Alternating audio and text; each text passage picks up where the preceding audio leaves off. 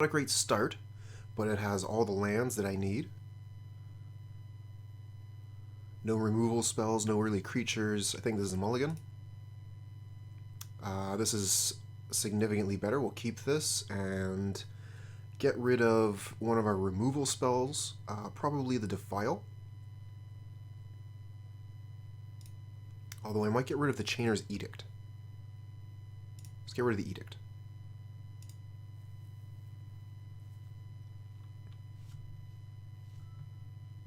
Okay, starting with Island Preordain.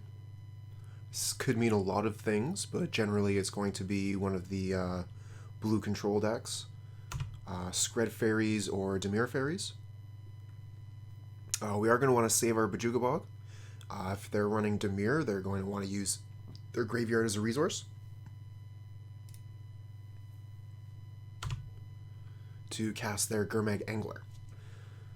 Okay, Azurius Chantry, so that changes things. This is probably... let me think here. So this puts me down to 6, this puts me to 5 and back up to 7, so I can sign in blood because I took a mulligan. Okay, pass back. The Bone Picker here is going to be expensive. Yeah, it doesn't look like they're going to be casting any creatures right away. But I do think that they cast creatures at some point. I'm just really not sure. I'm not familiar with this deck. Abundant Growth, okay.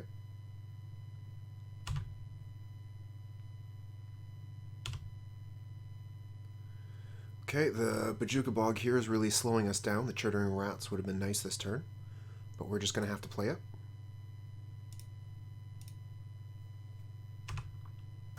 And pass back.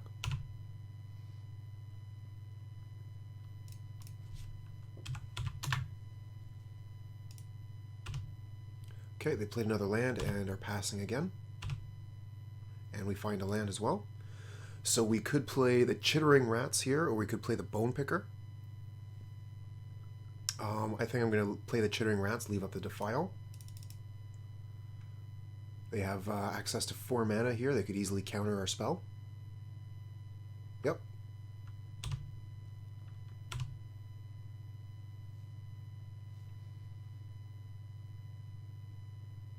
We do still have a lot of resources, but if they're not playing creatures, then we've also got a lot of dead cards. Okay, they went and found Ghostly Flicker, so they're going to be flickering the Prophetic Prism.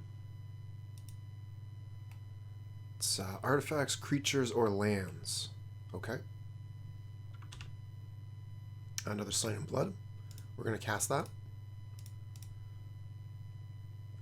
Unfortunately, we do not find another land. We can play the Skeleton and pass.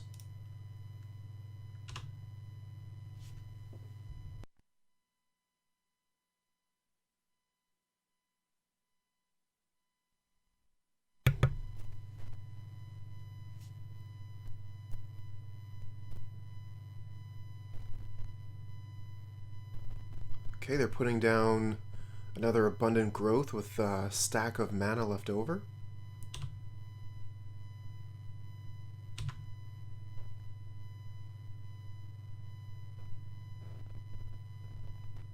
And now they have a Muldrifter. Okay, so they're going to draw 2 cards. We're going to leave that on the field so we can put our Bone Picker out when we kill it on our turn.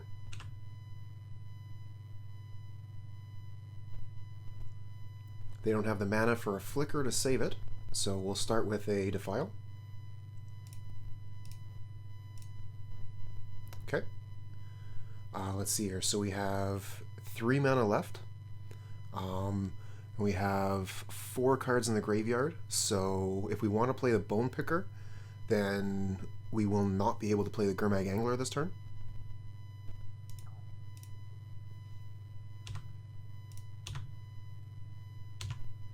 And we'll pass with 2 mana up, so we still have access to our removal spells.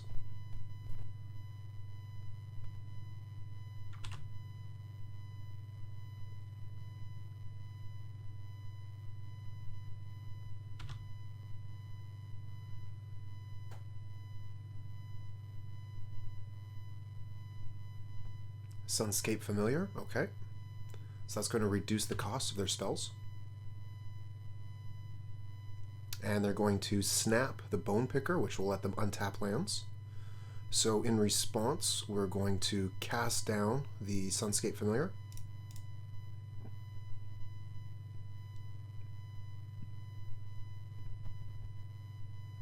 Before they have access to the extra mana from untapping their 2 Chantries. Alternatively, I could have killed my own Bone Picker, and that would have cancelled the snap.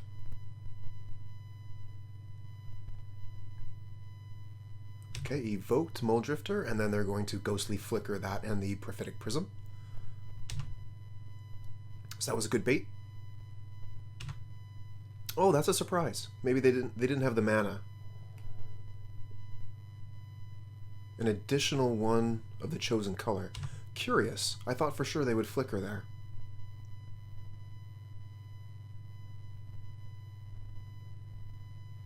Okay, Reaping the Graves. 6 spells cast, so they're going to be able to get both of their Muldrifters back.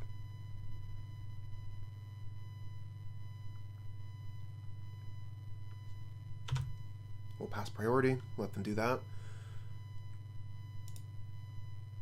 Okay, so let's see here. We have access to 5 mana and 5 cards in our graveyard.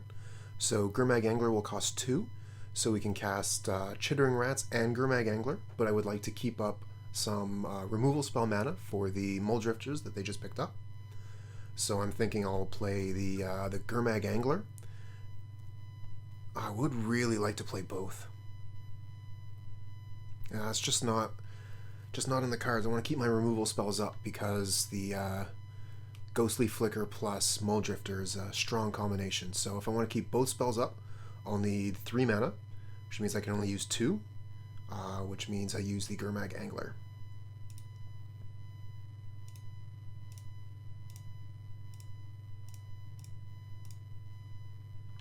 And attack for 1.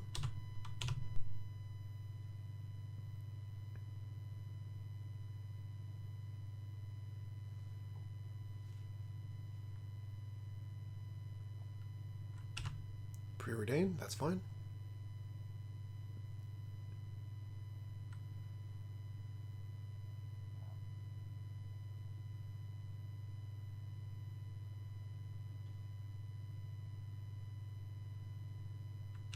Another Sunscape Familiar.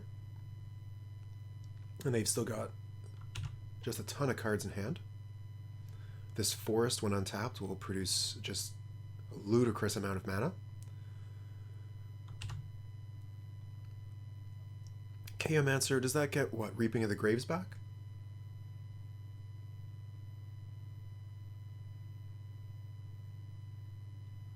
Or no, it's getting back the Snap. Okay. Yeah, snapping Gurmag Angler seems quite good. Oh, they're snacking the Archaeomancer. This must be a combo. Well, we're going to have to kill the Archaeomancer then. Let's go ahead and cast Defile.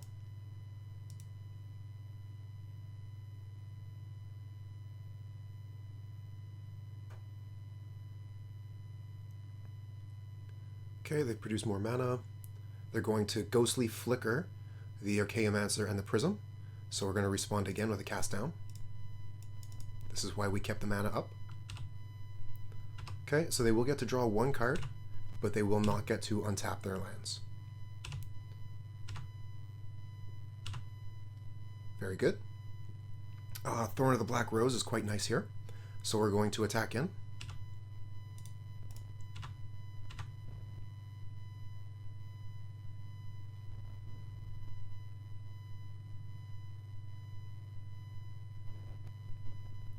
Now, if they do block, we will be able to play the Bone Picker, which is quite nice. Well, if they block the Gurmag Angler, that is.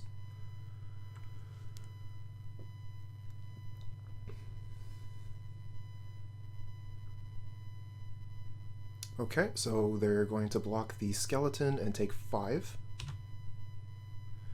Now our choice is, do we get them to put 1 card back, or do we draw an extra card? I'm leaning towards Thorn of the Black Rose. So we're going to cast that, become the Monarch. They won't be able to take it from us this turn.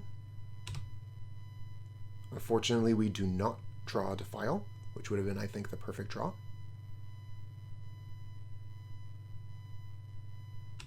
Okay, evoked Mulldrifter.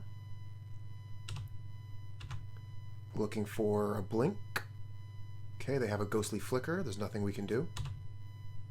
So they're going to draw 3 more cards. Very strong in the sense that they're drawing a lot of cards. Okay, there's the Archaeomancer. And that got back their snap, so at this point they're going to be able to create unbound mana.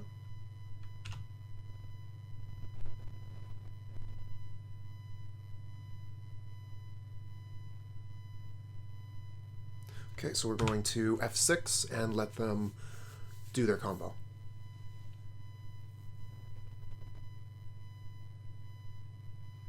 Off the top here, we're going to be looking for Crypt Rats. But they're going to have almost certainly a counterspell for it. There's a Prohibit there in their graveyard, so they should be able to put that in their hand with untapped lands, but even then, like, I don't know what the win con for this deck is yet, so they might just mill us out or something.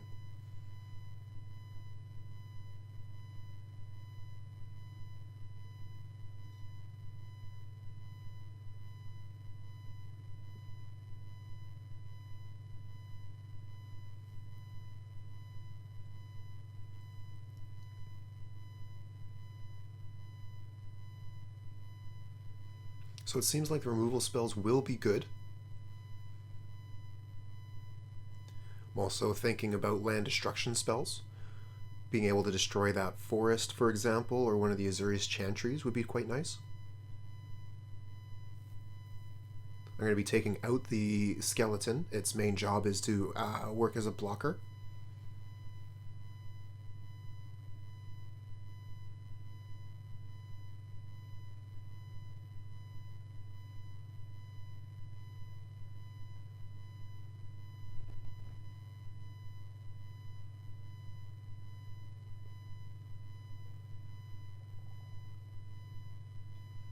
Okay, they're now able to flicker the 2 Archaeomancers, which gets them flicker and what? Snap?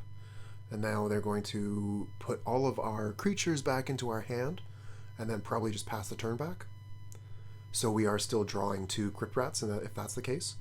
But I think that they should definitely be putting a Prohibit back into their hand.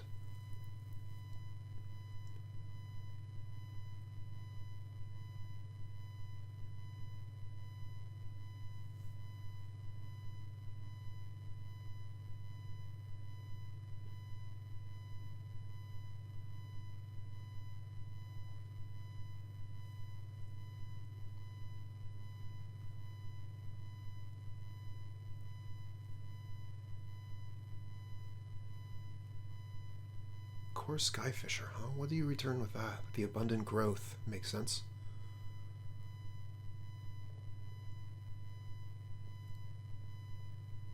Okay, emptying their hand. They still have mana left. Got to admit, this is pretty cool.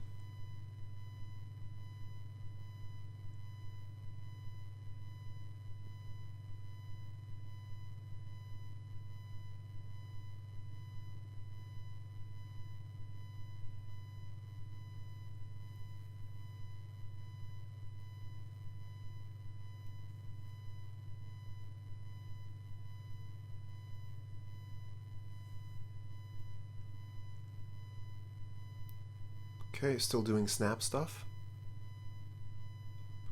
Looks like they're, are they drawing through their deck?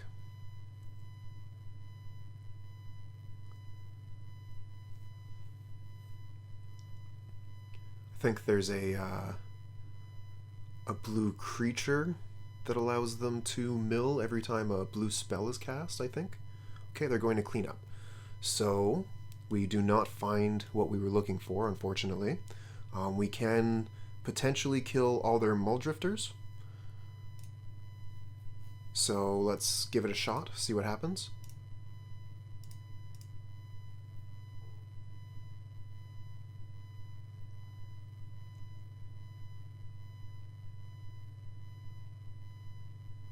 I would expect them to have a counter spell after they've drawn so many cards. Okay, they're going to flicker it. Alright, we're going to concede with that.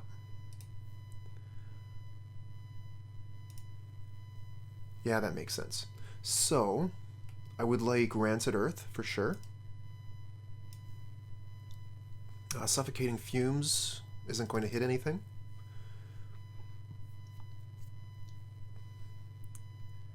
The Nihil Spellbomb seems fine. Being able to pull things out of the graveyard is what we want to be doing. As for the Wrench Mind, seems okay. Would be card advantage.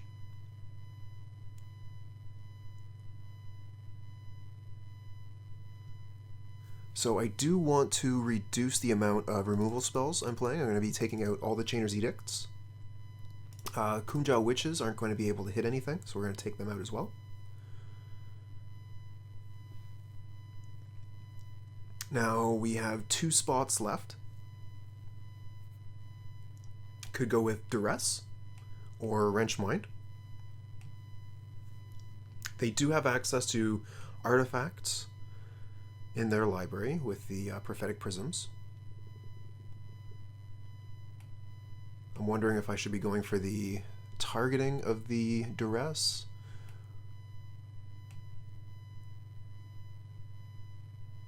or the card advantage of the Wrench Mind. I'm going to go for Duress. I'm going to take out the Echoing Decay. No, I think that's pretty good. I think Echoing Decay can stay.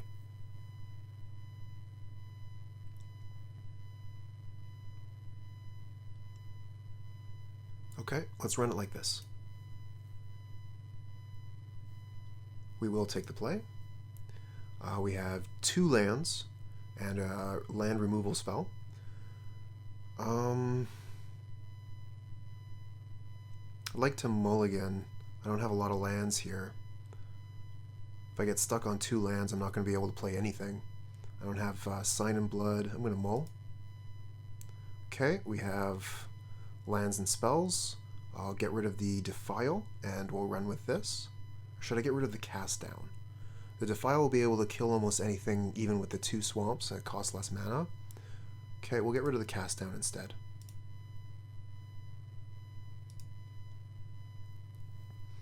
Now, the next question is, do I lead with Bojuka Bog being a tapped land? Getting rid of their graveyard is pretty important, but we've got several other options for it. So I'm going to start with the Bojuka Bog and hope that I find other options to remove their graveyard later. Okay, so Evolving Wilds from them, they're not going to have anything, so we'll just Sign in Blood, target ourselves. If you're curious, yes, I have targeted my opponents with Sign in Blood. I have won games that way, and it feels great.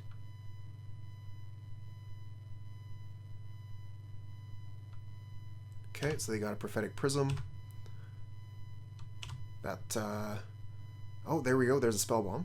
We're going to be playing Chittering Rats, and hope that we draw another land so we can play Thorn of the Black Rose on our turn.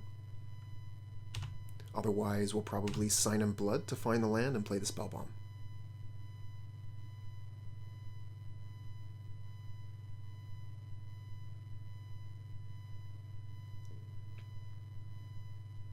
Also hoping to draw some land removal spells at some point.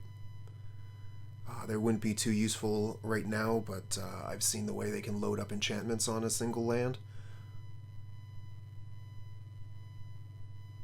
Like that. So being able to land destroy this forest here would be a huge advantage for us. Let's see if we can draw... Okay, we get a Bojuka Bog. Not exactly the land I was looking for. But we can still go with the plan. We'll Sign in Blood ourselves to start.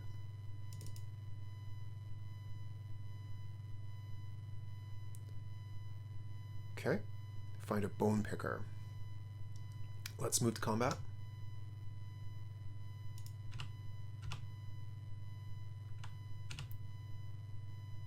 Okay, they take 2.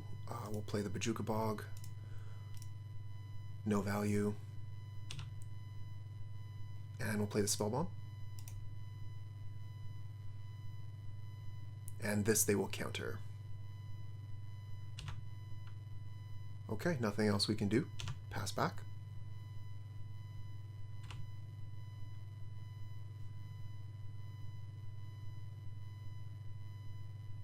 Might have been better to hold the Spellbomb.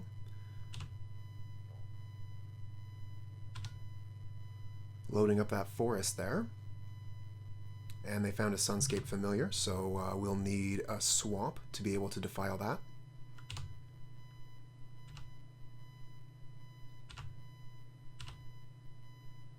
Let's see if we draw one. We do. Fantastic. And that'll let us play our Bone Picker on the cheap. So we'll start with a Defile.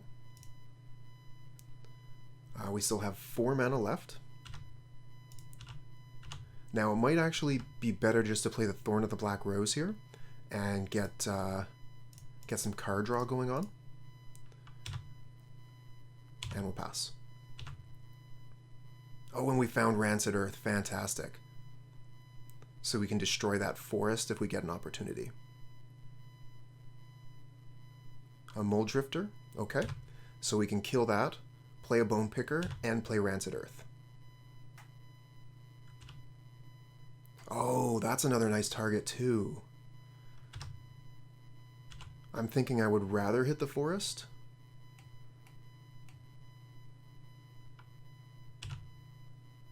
Okay, we found another land.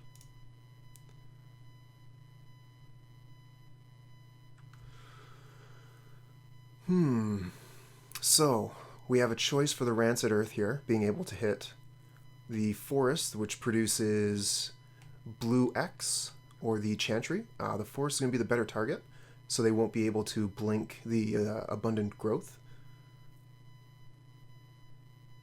Then we can Defile and play Bone Picker.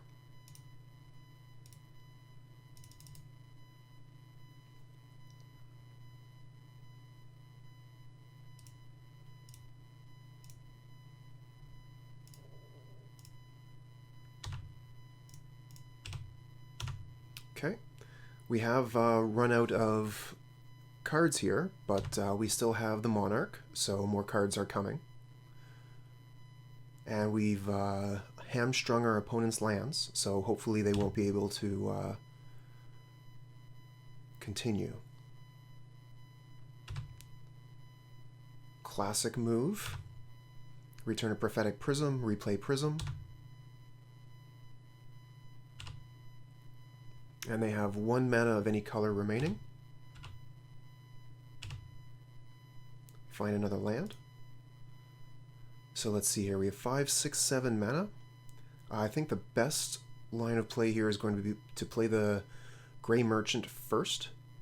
And then we can leave the Bone Picker back and attack with a Thorn of the Black Rose. If we're going to attack with a Thorn of the Black Rose, we can do it right away. And we can attack with the Chittering Rats as well. If they block the Chittering Rats, we could play the Crypt Rats and activate for 1.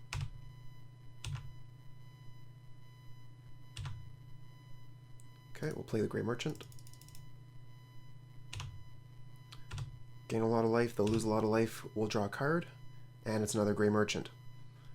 So let's see here, that's 4, 5, 6, 7, 8. So if they can't counter the Grey Merchant, if they can't gain life, that will be game winning. They are still tearing through their deck.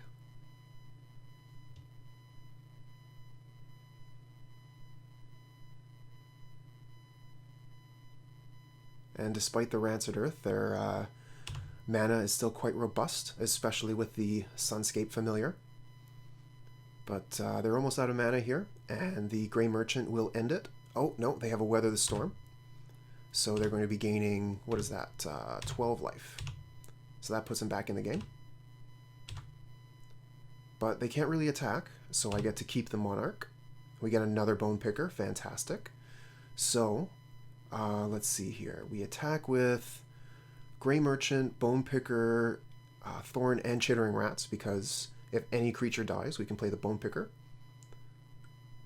We'll attack all.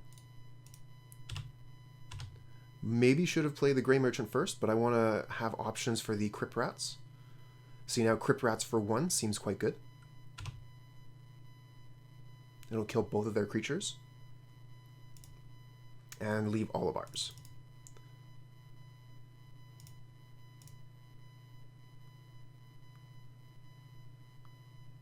X is 1. That's what we want to do. Okay. And then we'll play a Bone Picker. And pass.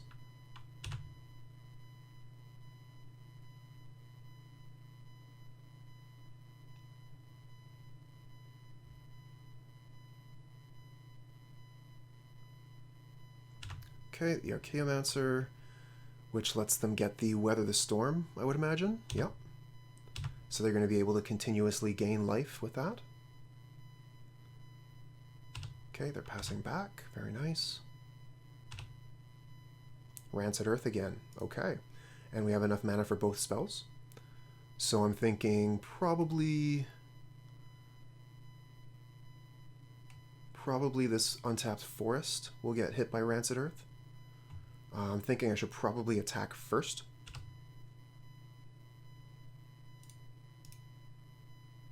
The Archaeomancer should not be able to kill any of my things. And this damage might be able to get me a win. Now, I probably should have Rancid Earth in the first main step to potentially draw out to potentially waste their mana.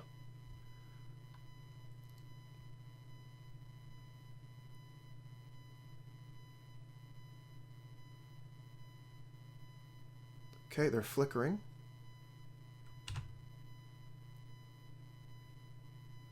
Which means they will have enough mana for Weather the Storm. I've cast a spell, they've cast a spell, I'll cast a spell, so they're going to gain 12 again. But I think it's still worth it. Especially since if we don't cast this, they can attack with the Archaeomancer and take the Monarch. Okay, drain for, I think, 7, and draw a card.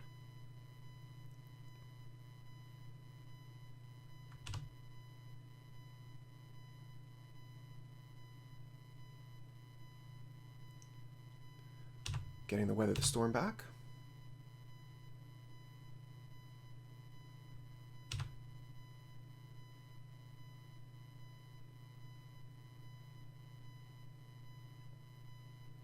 So I'll have to remember that with the Ghostly Flicker hitting lands, I'm going to want to hit the Karoo lands specifically.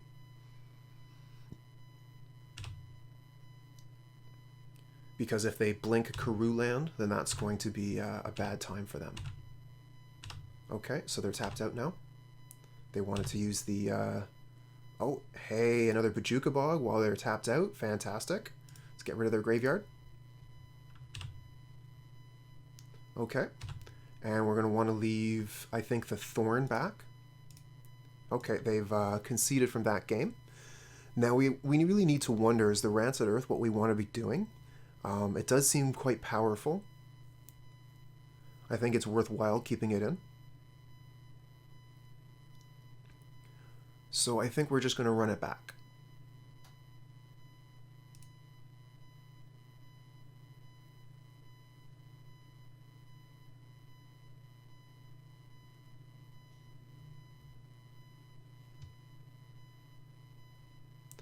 Okay, we've got 2 lands.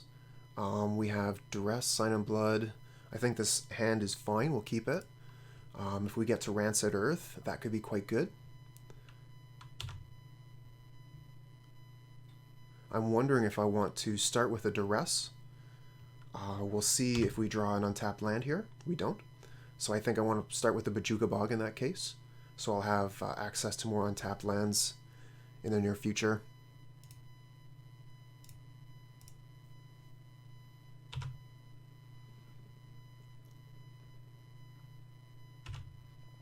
Okay. This would be a fantastic time to, or a fantastic target rather, for Rancid Earth. Now, if I Sign in Blood, I'm going to have to discard a card. So I think I'll Duress instead.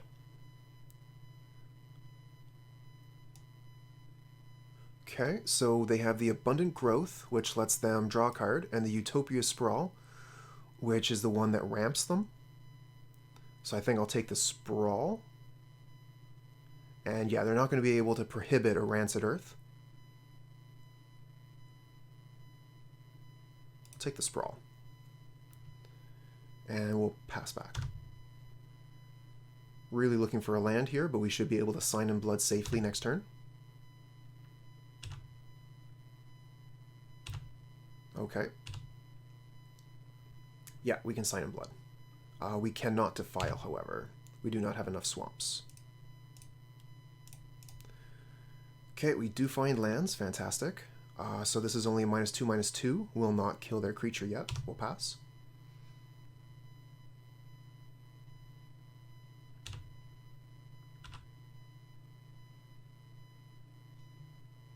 Oh, this could be very good for us. They have Prohibit up. If they don't have a land, however, we can get rid of the Chantry. Okay, they got Prism. That might find them the land. It does. Okay. But I think that Rancid Earth is still quite good here, and we have the Defile to kill their Skyfisher. So let's start with kill Skyfisher and kill this. And pass. Stifling their mana quite a bit. Very good. So we'll continue to stifle their mana by casting Chittering Rats.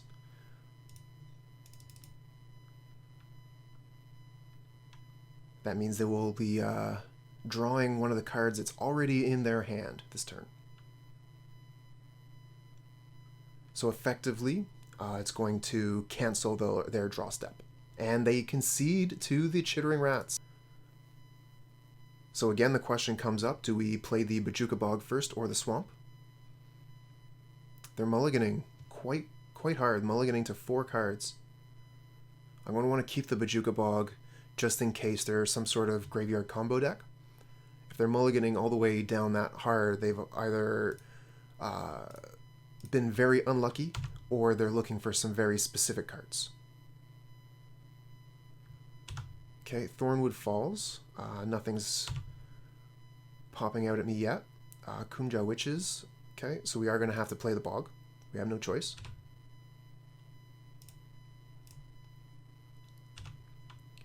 And we'll attack with the Skeleton and pass.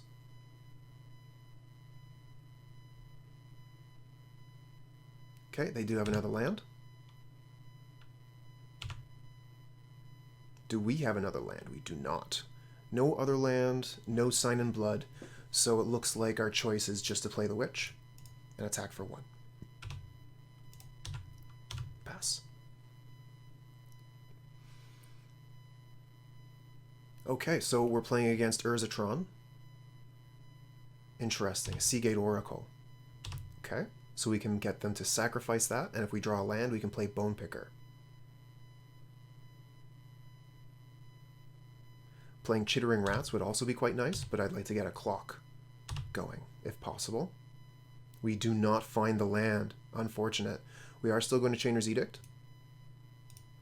Clear the path, and attack for 2.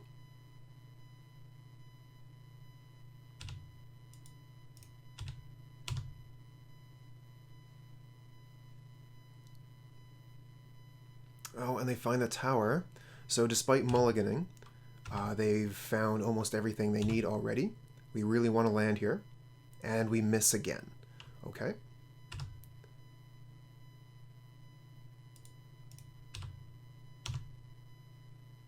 We're just going to pass. We could defile our skeleton. Okay, yep. Impulse, very good.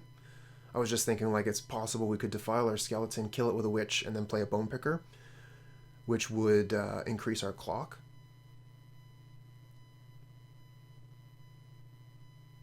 Yeah, there's the mine. So they're loaded for mana, and they've still got plenty of cards, plenty of resources.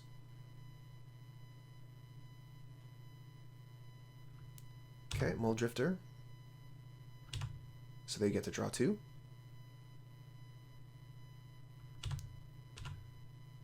Okay, take our turn. Still no land. Okay, we're going to concede this one. We just weren't able to draw any more lands. So if this is Tron, we're going to want Rancid Earth. And I think we also want Duress. I could be wrong on that one. As far as the Skeleton goes, that can come out. That's for aggressive matchups. I think we can probably... No, Echoing Decay is fine against Muldrifter. The Witches aren't going to be doing very much good. We'll take them out. Suffocating Fumes is bad. Crypt Rats, I can take one of those out. We're still looking for a couple more cuts. I could take out Chainer's Edict, Echoing Decay. Okay, let's take out one Edict and an Echoing Decay. Don't think I want Wrench Mind, but I could be wrong. We're going to run like this and take the play. We have 2 lands. Hopefully we draw more. This doesn't have any early plays, but we are going to keep and hope that we draw more lands.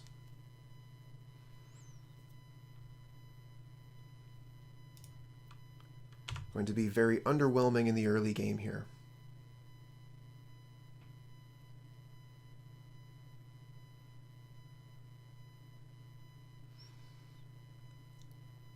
But if we can draw a land for Chittering Rats, we might be okay.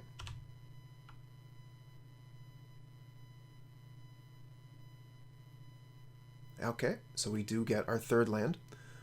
So we'll play another swamp and pass.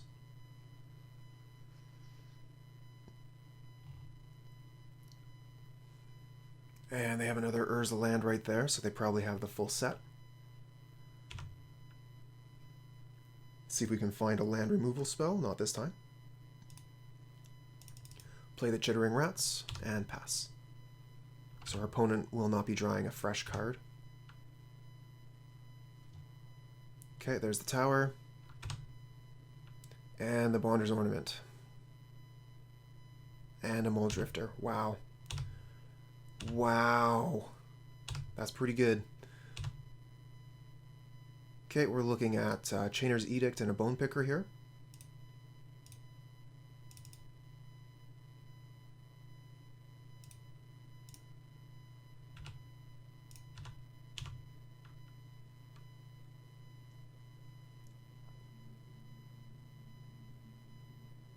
Now, we do have a clock, so there is that. If we get another land here, we can hit them for quite a bit. That would be 5 from the Grey Merchant, and then another 3, so a total of 8 if we get a land. We do not. We could... Probably Chainer's Edict would be the best spell to cast here. And we can attack for 5.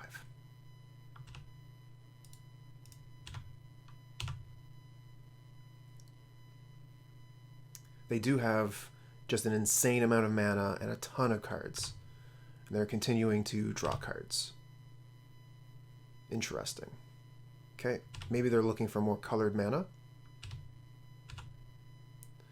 I think I want to cast down the Muldrifter and save the cheaper spell for later. Okay, another Grey Merchant. Attack for 5. And pass. Would have been very nice to cast the Grey Merchant there, put them to 4, and really put on the pressure. But as it is... Oh, another Muldrifter. Oh my. Okay, they've got 1 source of color for their mana. So I'm going to want to Defile on their end of turn. Try and kill their Muldrifter. And then hopefully be able to draw a land and play Grey Merchant. They're going to flicker, okay.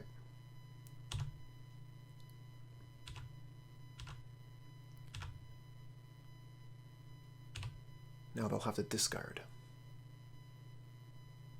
Which card? Which card to discard? Ancient Grudge and Impulse. Interesting. Oh, another non-land. Okay. Well, let's go ahead and try and Defile again.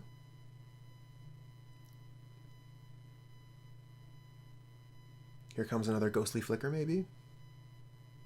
Oh, Ephemerate. Damn. Okay. Oh, jeez. Attack with everything, I guess.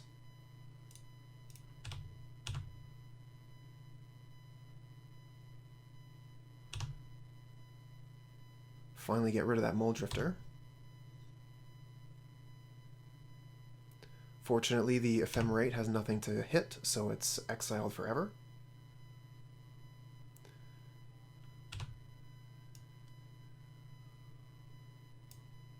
Exile Zone can be played, but it can't. Weird. Okay. Get the wall. They have a Flicker, so are they getting that or the Impulse? They're getting the Flicker. Okay. So yeah, they have access to Mnemonic Wall, Prophetic Prism, Ghostly Flicker, which is going to let them draw an extra card every turn.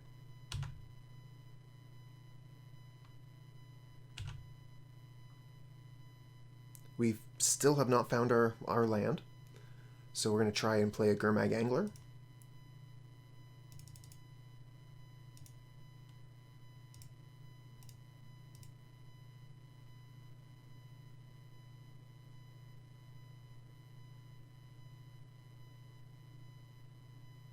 Okay, they're going to Impulse in response. For a second I was scared of a mana leak. That would have been embarrassing. I do imagine that this Tron deck does play some number of counterspells. Just not sure which type.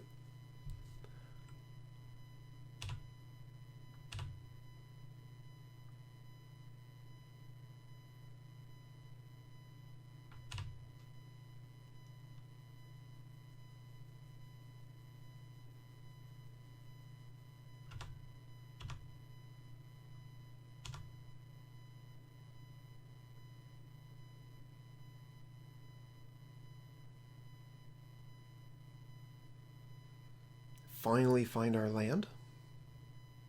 So the question is, should we attack first? I think so.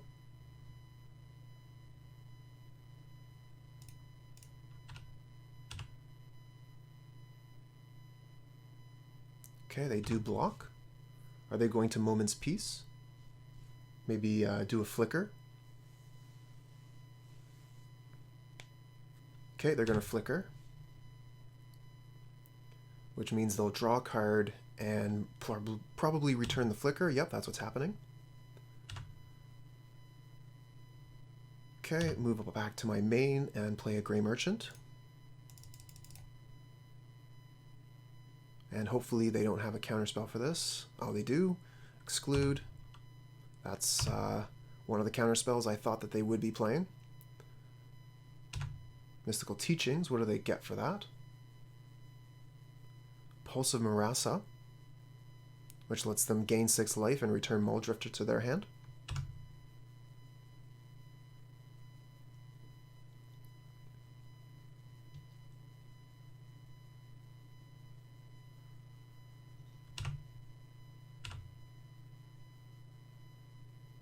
So it looks like we're going to be scooping our cards up pretty soon. Our opponent has infinite cards and infinite mana. They're going to weather the storm for even more life. They'll go back up to 20.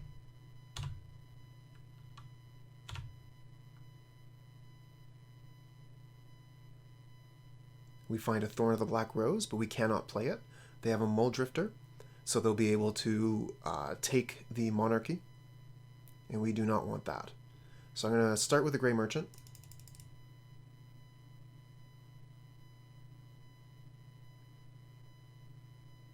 And it looks like they have another Exclude. Ghostly Flicker. Okay. And do they return the exclude with the Mnemonic Wall? Yes. Okay, we'll concede. We'll move on to the next match.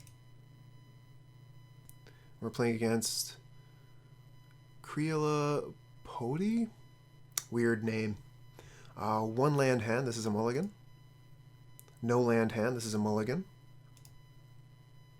Okay, we got something we can keep here. We're going to get rid of a land for sure, and I'm thinking the Grey Merchant as well. And we'll hope that we draw some Sign in Blood.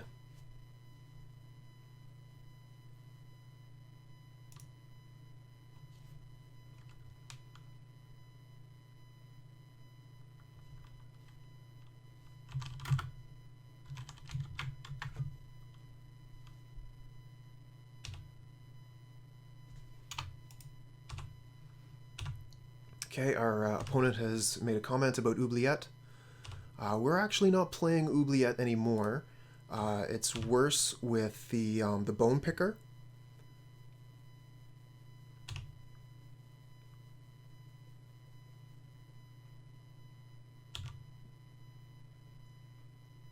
Okay, Faithless Looting, interesting. We are going to play the Chittering Rats this turn.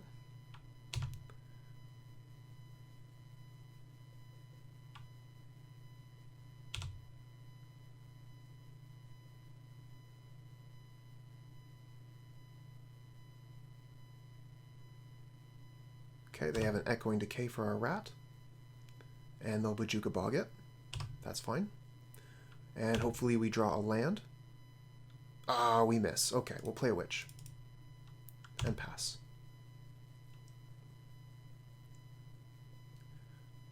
Oh, they have a Chittering Rats of their own. Unfortunate for us. We're going to put, doesn't matter, because it's the card we're going to draw. And then we'll draw it.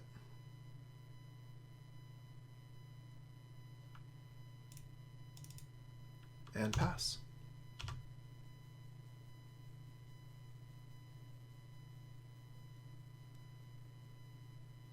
Okay, Chainer's Edict, so we're going to have to sacrifice a creature. If they attack, considering killing their rat, we can block it and then do a damage to it. Okay, they don't. Let's hope we draw a land. And we do. Okay. So we'll play the Thorn. And hope they won't be able to kill both of our creatures this turn. And attack. Sign in Blood, very nice.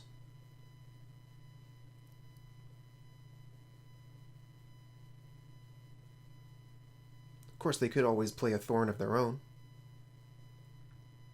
Chainer's Edict, yep. Have to sacrifice a creature. Let's get rid of the witches. They have another removal spell. Ah, they do. That's very good for them. They're going to be able to take the Monarchy and get card advantage for a long time since I have no creatures on the board. It was a bit of a risk playing the Thorn. Maybe I should have played the Cast Down instead. So I think I'd like to Sign in Blood for land, then cast down Bone Picker. But the safer play is cast down Bone Picker because I don't know what I'm going to get with the Sign in Blood.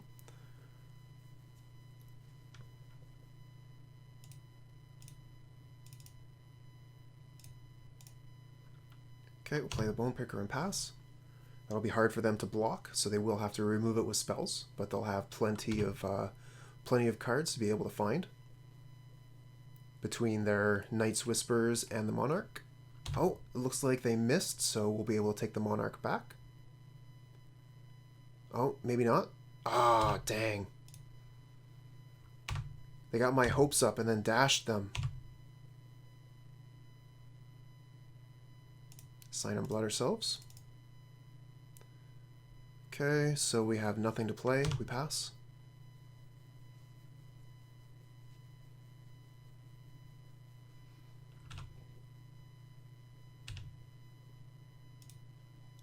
Put our own Chittering Rats back. Phyrexian Rager, classic. Our plan here is going to be Chainer's Edict, Bone Picker. The red is quite interesting. Red for Terminate and Faithless Looting so far. Although Cast Down is just better than Terminate, I think, in Pauper.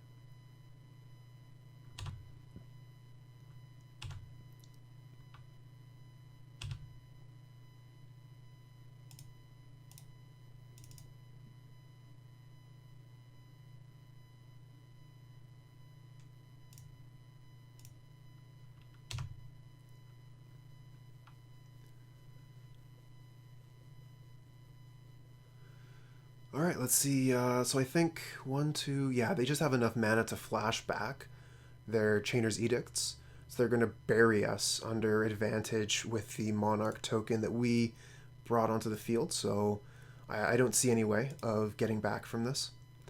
What are we going to do? What are we going to do to them? I'm thinking Wrench Mind for card advantage. Take out our Suffocating Fumes.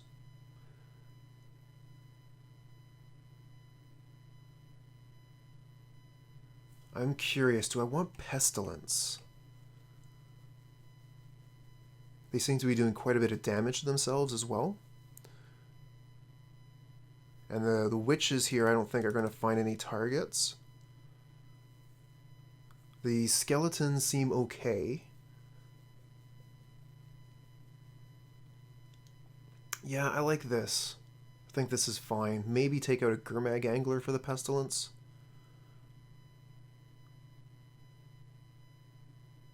I would really like to play the enchantment.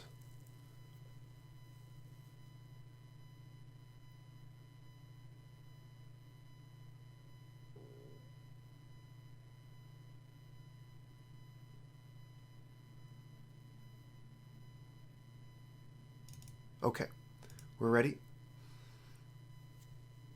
And we'll take the play. We have 2 lands and a Sign in Blood, so we'll keep. Start with the Bojuka Bog because it comes into play tapped.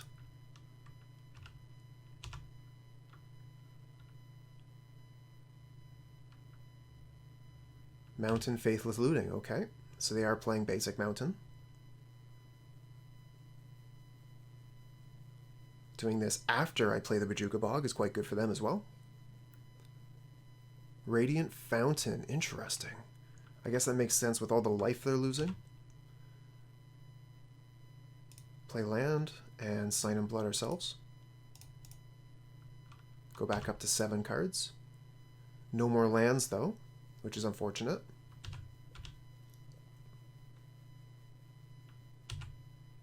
See if we can draw a land here off the top.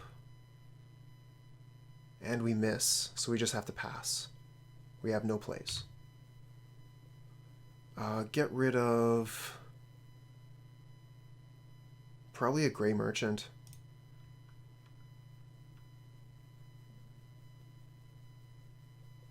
They have lands for days. There we go. Play Chittering Rats.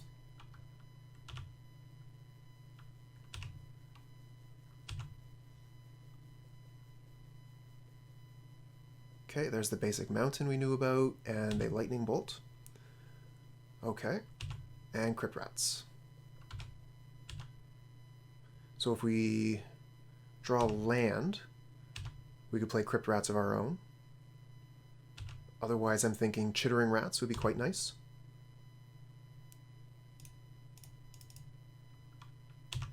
And we'll pass.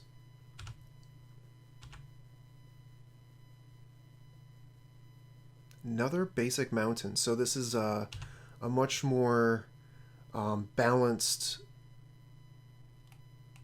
set of colors than I had originally thought.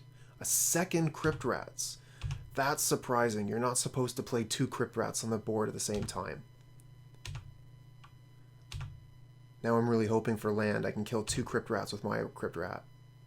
Nope, no luck. Let's see here. What do we do? What do we do? Probably want to cast down their Phyrexian Rager, but we can wait until their turn to do it.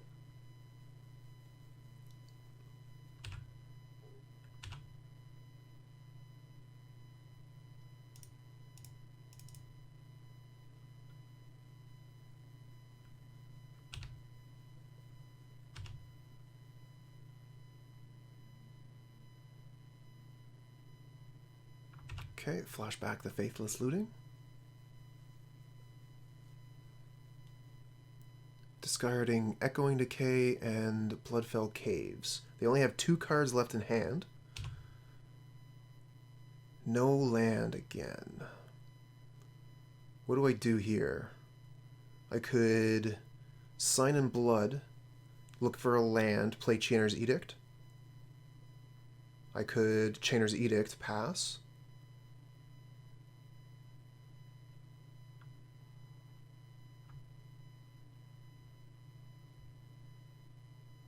Yeah, as much as I hate it, the Sign in Blood here is starting to look quite poor. My life total is suffering. I want to get a Grey Merchant on the field before I can really do that.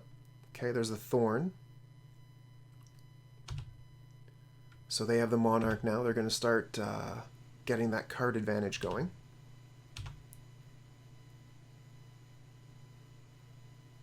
Okay, I'm going to want to...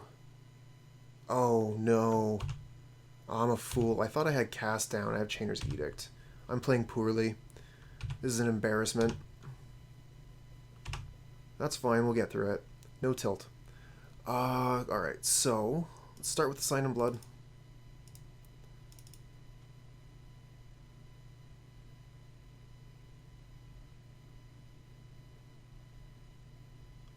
Going to 7 here, I think, and they have like 5 damage on the table.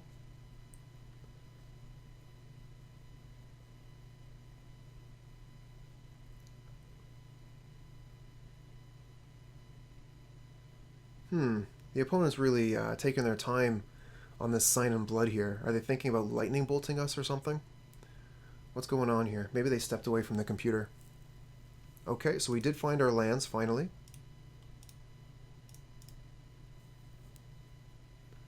A little bit late, but we can maybe Grey Merchant into Grey Merchant. There might be value in casting Pestilence next turn.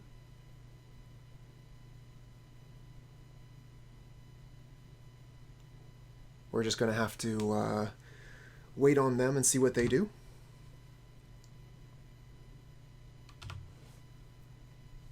Unfortunate that we've missed our land drops for a couple turns there, but that's magic.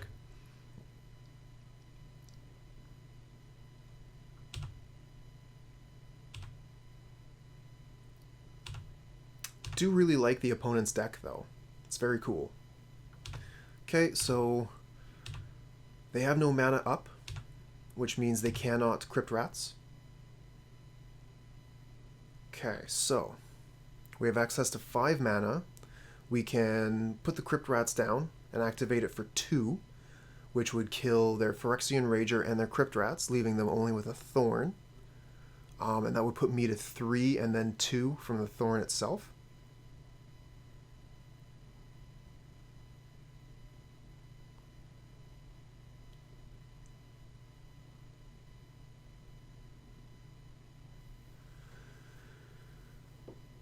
It is definitely a hard turn. I'm not sure what I'm supposed to do here. I would like to play a creature so that I could potentially...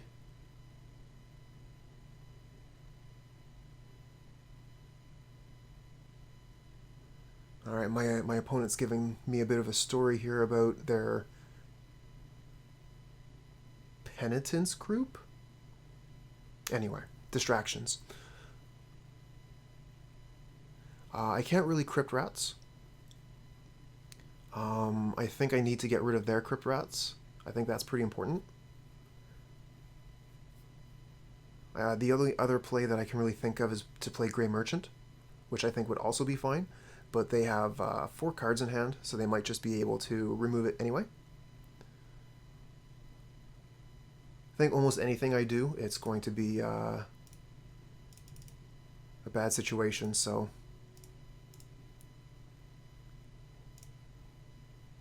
We'll just clear those things off the field and pass.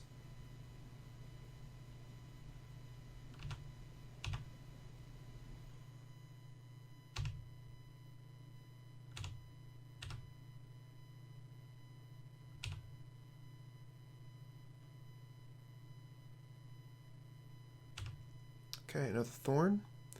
So I was thinking, actually, the Thorn would be a good way for us to take the Monarch back.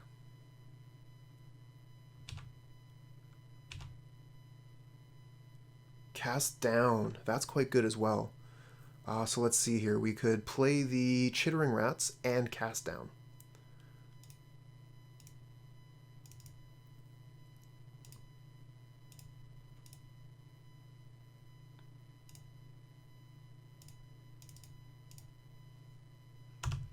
And if we can survive one turn, then we can play Grey Merchant.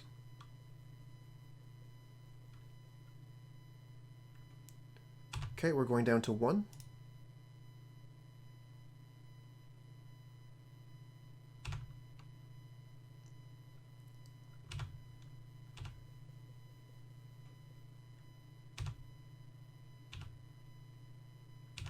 So Pestilence is no good right now.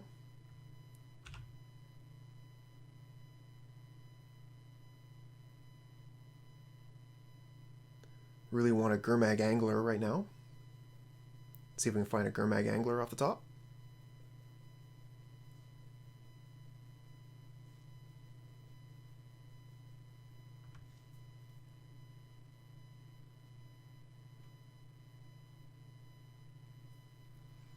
Just waiting for our opponent to let us draw.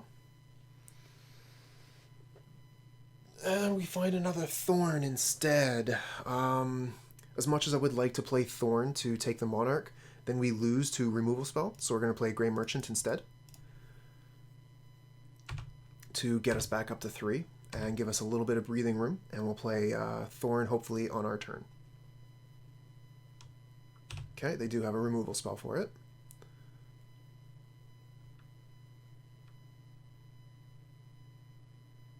And they have another creature. That's unfortunate.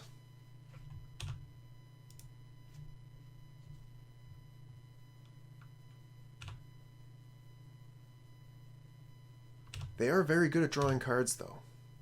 They draw a lot of cards. Okay, back to 2. Which means we need a blocker for Chittering Rats. Now, the Grey Merchant would be quite nice, but I think that we have to risk the removal spell here. We'll play the Thorn of the Black Rose, take the Monarch back, hope to draw a removal spell, and block. Wrench Mine, that's not what we're looking for. We're looking for a cast down. Okay, the opponent wins. Interesting deck. Okay, so they're staying at 5. Island Preordain. I've seen that before. Heck, I've played that before. Let's go to our turn. I think we'll take the Preordain out of their graveyard so that we can play our next lands untapped. If they play a creature, we have Chainer's Edict. They do not. Okay. And we do not draw the... So we do have a question if we want to play the second Bojuka Bog here, since we have no spells to play. It wouldn't get any value, unfortunately. And from the lands here, I'm thinking that they will be trying to cast a Gurmag Angler later, so I'm going to try and catch some of their graveyard with Bojuka Bog, maybe on turn 4.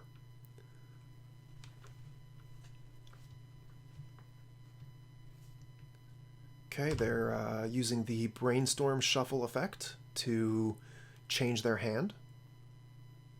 They're going to be able to draw 3 fresh cards and get rid of 2 old ones. Classic Brainstorm tech. Okay, they're still doing nothing, so we're going to try and play a Chittering Rats. Looks like they have a counterspell. Okay, that's fine. Still traded 1 for 1. Okay, there's the Swamp, so I think we are playing against Dimir Fairies.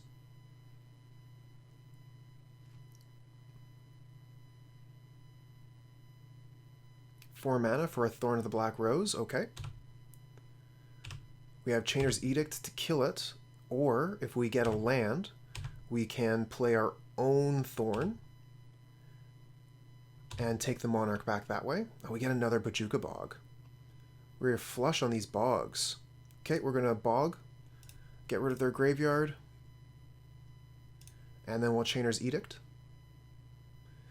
We could also play Crypt Rats. I think that's bad. We need to Edict here. Unfortunately, that does mean that they're going to undo their mulligan with a Monarch. They're going to get at least another 2 card draws, I think, out of this. Could be more.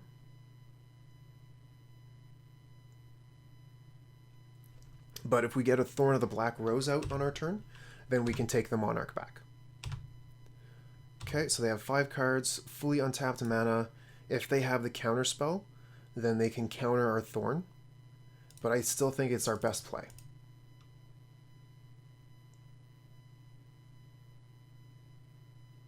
Okay, they're brainstorming for the counter spell.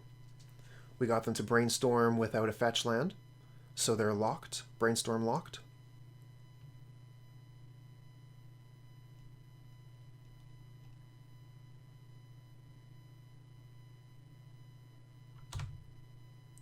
Fingers crossed. Yes, we got it. We're the Monarch now. That's big game. Really important. Okay.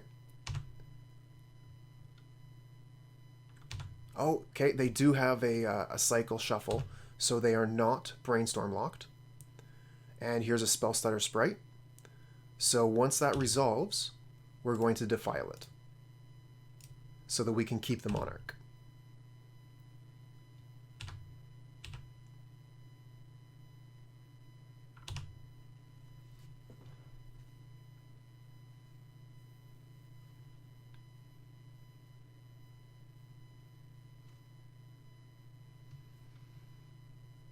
Okay, what have we got now?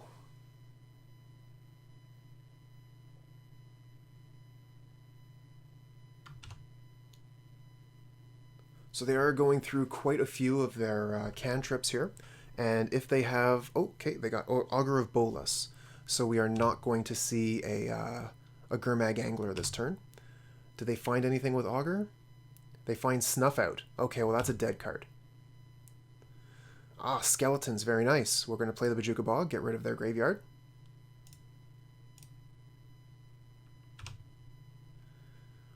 Okay, we're going to question, do I defile the Augur, or do I just play a Skeleton? I could play Skeleton and then hold up enough mana to defile and return the Skeleton, so I'll do that. And I'll attack with the Thorn. If they block, it has Death Touch, so they're just going to take 1. And pass. I have a removal spell up, and I can return the Sanitarium Skeleton if it's destroyed. 1, 2, 3, 4, 5, 6, 7. I have enough to flash back to Chainer's Edict next turn.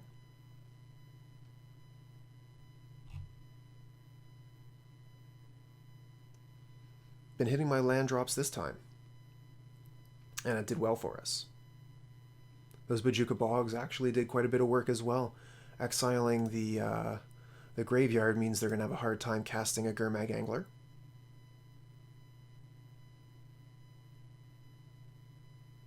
Okay, they have another Augur. And they whiffed.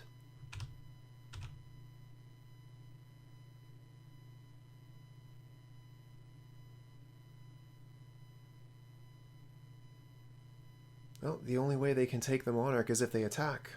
They weren't able to do it. I'm going to keep the removal spell. Find Cuombajj Witches. So we have 7 mana, I think I said.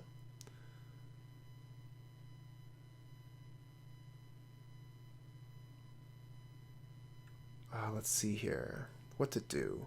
I could flashback Chainer's Edict, but that leaves me tapped out. But then I would still have 2 creatures on board, and they would only have 1.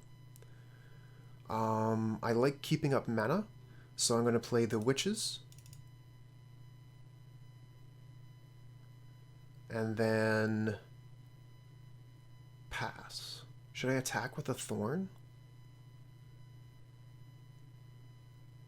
I mean, 1 damage a turn is nothing really... Okay, so they have something. They have a counter spell. Okay. So they're out of counter magic now. I could bring down Crypt Rats, but that wouldn't do much good. I could bring down Grey Merchant, It would be okay. Could drain for 4.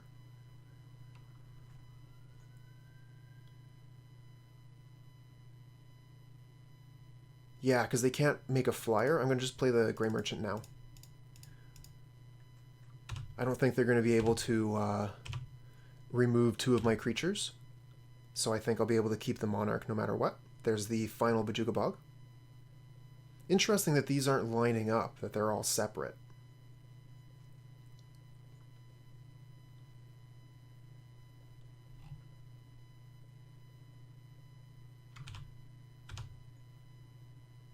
No combat. Okay, we'll go back to our turn. We get Suffocating Fumes. We can cycle that.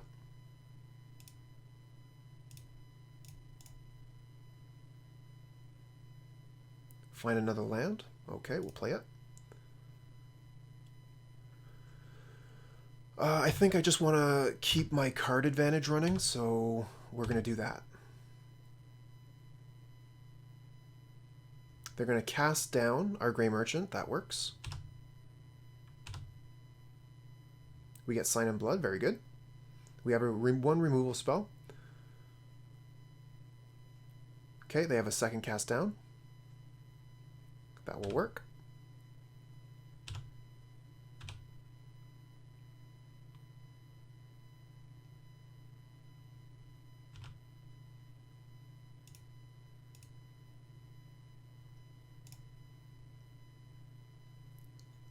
Oh, wonderful. That is really, really good for us. They made the wrong move.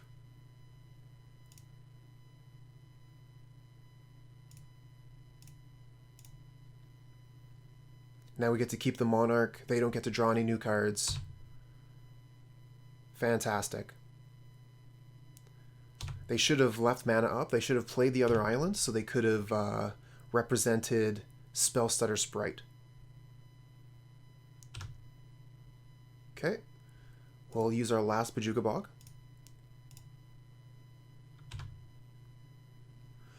And what are we going to do here? We have 5, 6, 7, 8. I want to Sign in Blood myself. Okay, we find Bone Picker. We'll Chainer's Edict.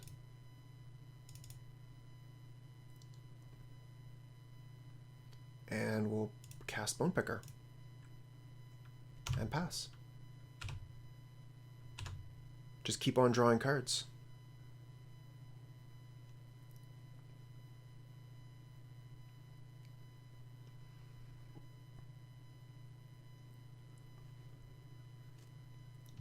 Okay, that's fine.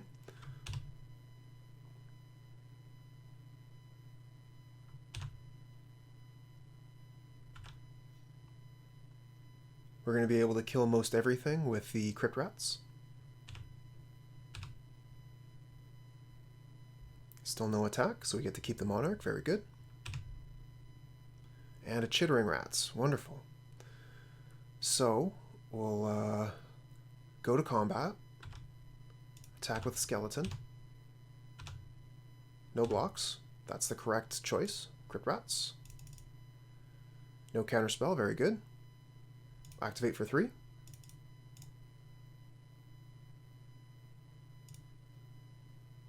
And then we'll play Chittering Rats. And put their 1 card from hand back on top of their library. And that gets the concession. So moving on. We're going to want Wrench Mind for pseudo card advantage. Suffocating Fumes. They have quite a few 1/1s in this deck, actually. Let's see here. I think the Gurmag Angler, we can take one of those out safely. I actually quite like the skeletons in this match. They're not going to be able to keep them off the field.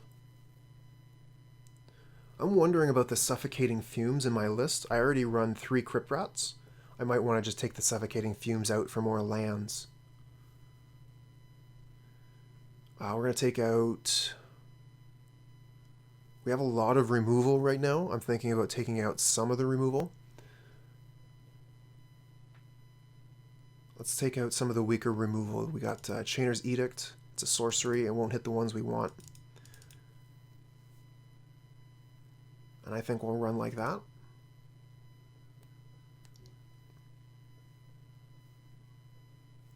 Okay, so this is an obvious mulligan. Obvious to me. Here we have 2 lands. We have removal spells. We're going to keep this. The Thorn of the Black Rose is so far away. I'm thinking I want to put that on the bottom, despite how important the Monarch is. Could put a Bone Picker on the bottom instead, but that seems like it'll be so much easier to cast. We already have 1 though, so we'll put 1 Bone Picker on the bottom and keep the Thorn for late game, just because of how important it is. Okay, yeah, they have a Fairy Seer. That's going to be pretty nice if they have a Ninja in hand as well. Fairy Seer on the play is very strong. Okay, so we get a Defile. So we can actually Defile the Fairy Seer, which will prevent them from bringing up a Ninja. The other option, though, is playing the Bojuka Bog and potentially putting down a Bone Picker on turn 2, which is very attractive. And if we miss, then we can just cast down the Ninja for minimal card loss. So we're going to go for the bigger play here.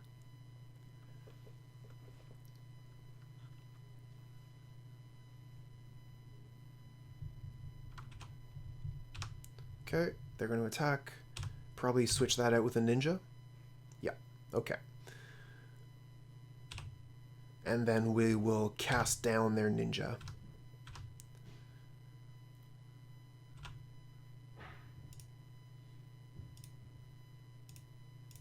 We're going to do it on our turn. We don't want them to be countering that spell. We need their Ninja to die there.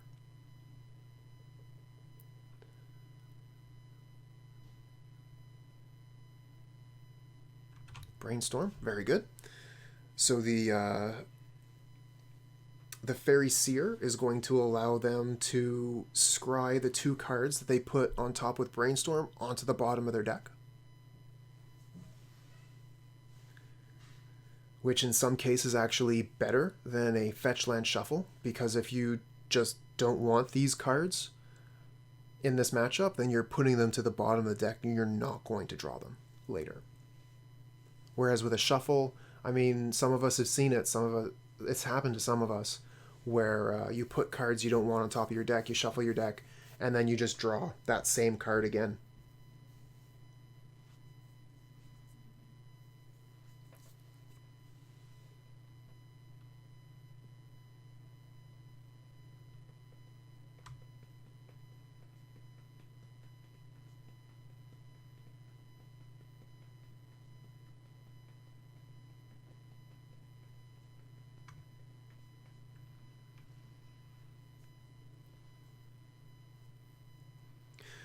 This, my opponent here is having a long think about their Brainstorm. I don't blame them.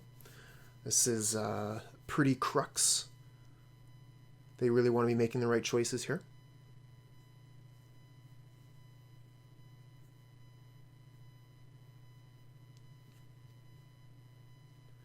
On our side, we're going to be hoping to draw a land. Okay, they are making a play. Now, unfortunately, if they're playing an Augur, that means our Defile won't kill it, so we won't be able to play the Bone Picker. And it is Augur. Unfortunate. So no Bone Picker this turn. Unless we draw Cast Down. And they drew Cast Down anyway, so when we play Bone Picker, they have the tools to kill it. We can double Defile the Augur, but that seems poor. We're just going to pass. And if we draw another Swamp, the Defile will kill the Augur.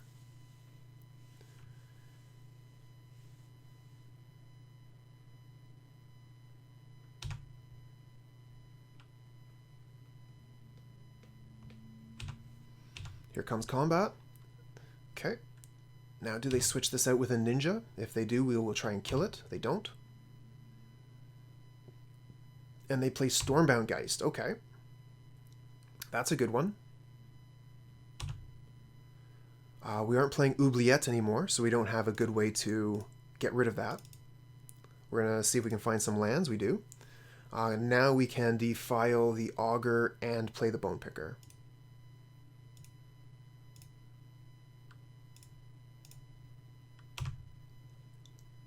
Now, as long as that Stormbound Geist is in play, the Thorn of the Black Rose is a liability.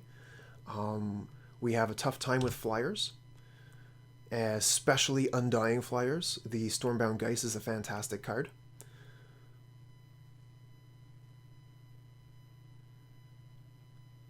Really makes me wish we were still playing Oubliette.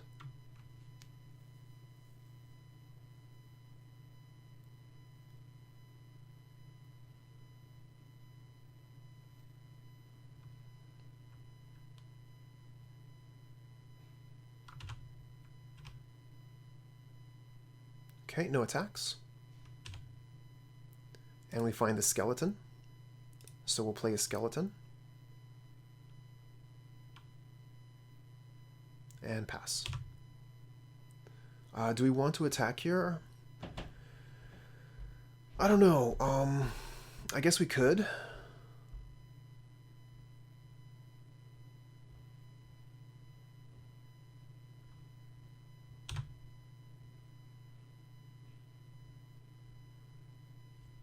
If we attack there, they probably just throw out the cast down. Oh, Agony Warp too. Okay. Yep, that works. They could have Agony Warped, shrink the Bone Picker, and then kill the skeleton. Yeah, that's fine. I'll take 2, no problem. Looks like they're going to be playing the Big Fish. We need another Swamp if our Defile is going to kill that. We find Chittering Rats instead.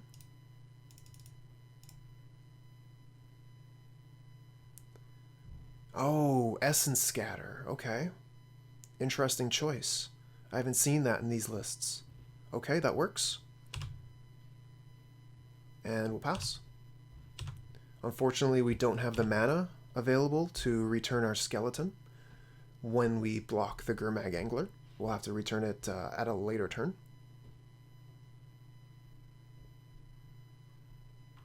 That Stormbound Geist, though. So good.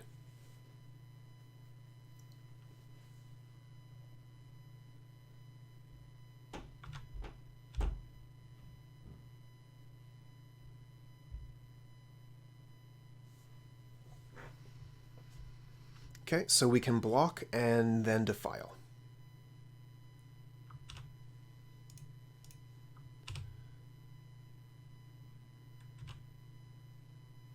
Maybe I should have defiled... Oh, I should have defiled before damage, honestly. That was my bad. I could have potentially kept the skeleton on the board, because this would make the fish into a 1/1.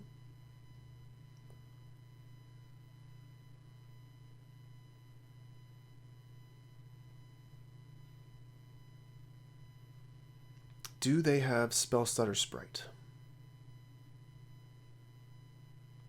This is the second Defile I've used. Okay, they're letting it go. Grey Merchant, not great. I don't really want to play the Thorn because we're just going to be trading the Monarch back and forth. Do I just play the Skeleton again?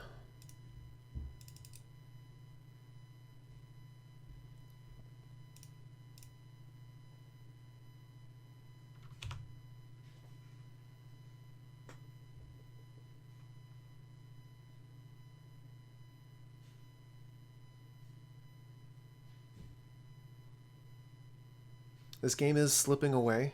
We still haven't found an answer to the Stormbound Geist. I have one removal spell that will currently hit it. I need a second one to take it off the board permanently. Okay, we'll try Sign in Blood.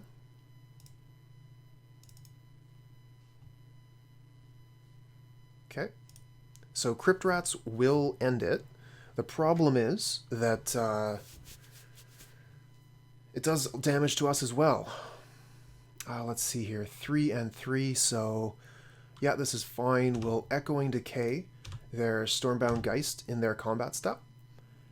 and then Crypt Rats on our turn and hope to kill their Geist. But they do have 5 cards in hand, so the chance of them having a counter spell is non-zero. Okay, Echoing Decay. This needs to work.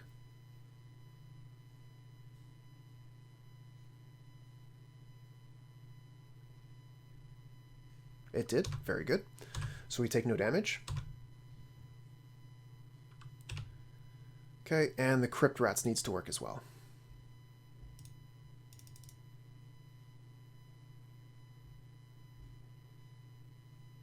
And they have the counterspell for that. Okay. Now, I'm thinking I might want to just throw out the Thorn anyways, just because we're losing this game. So I'm just going to throw this out. I'll become the Monarch. They'll take the Monarch, and I'll take it back. Attack with a Skeleton. Their Geist can't block it. Okay, and we'll draw an extra card. Oh, they have something here. Cast down, okay. Get a Chittering Rats, very good. So currently they cannot block our Skeleton.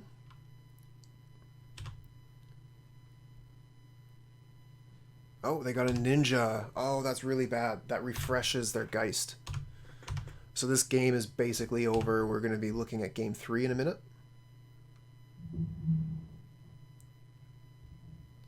Well, then again, yeah, their Geist... Okay, so they have the removal spell. I was going to say their Geist still couldn't block, but now they're going to hold on to the Monarch.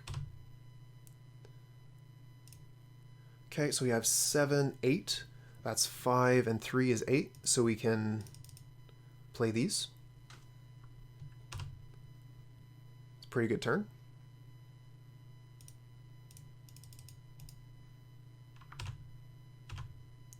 And we'll pass back. We have a blocker for their Ninja, and we can take the Monarch back on our turn.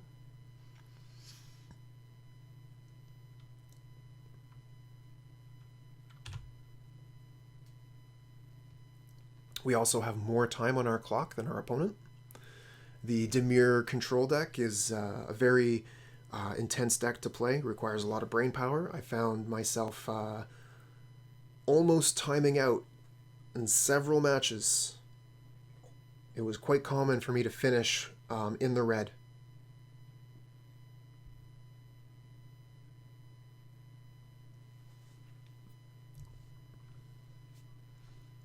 As far as cards in my graveyard go, I only have the Skeleton. I think it might have been a mistake to cut the Chainer's Edicts, just because it is a form of card advantage.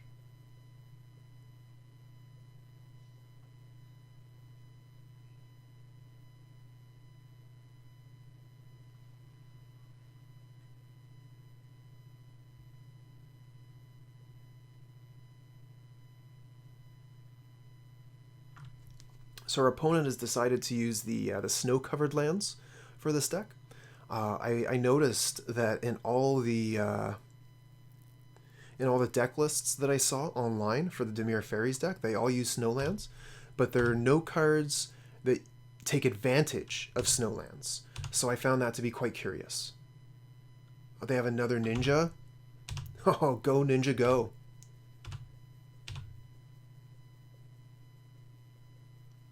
So they get to play their Geist again. And they drew a card from the Ninja.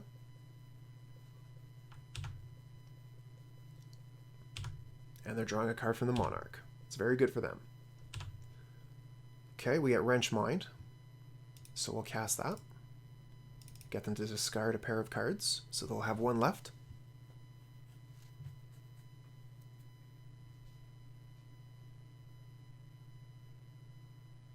Oh, got rid of another Geist. Very good. We'll take our Skeleton back.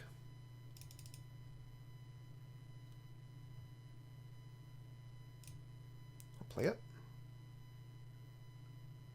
Oh, they have a Spellstutter Sprite? Okay, well, they're just playing it. It won't... Oh, no. I was thinking something else. Okay, no, that's fine. That's good. So they have 3 damage in the air. 4, 5, 6, 7. That's lethal, so I can't attack with everything. I can't attack with a Grey Merchant.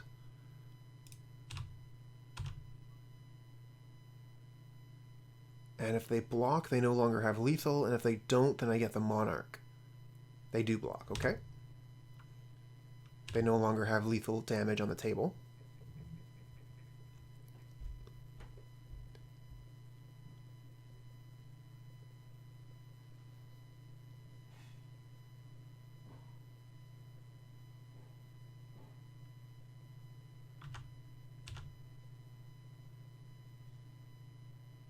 Oh, interesting. They're only going in with the Stormbound Geist. Okay. Puts me to 5. And they're playing a Thorn. They already have the Monarch, so no change. But that gives them something with Death Touch. Very good blocker. We find another Wrench Mine, so we'll concede.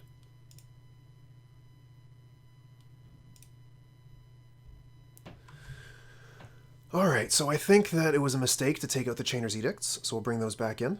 Wrench Mine does seem fine. I like that card quite a bit. Echoing Decay seems fine. The Defile wasn't great. The Skeleton was only okay. Crypt Rats end up killing my own guys, and I'm running quite a few of those kind of effects anyways. I'm going to take out one Crypt Rats at least.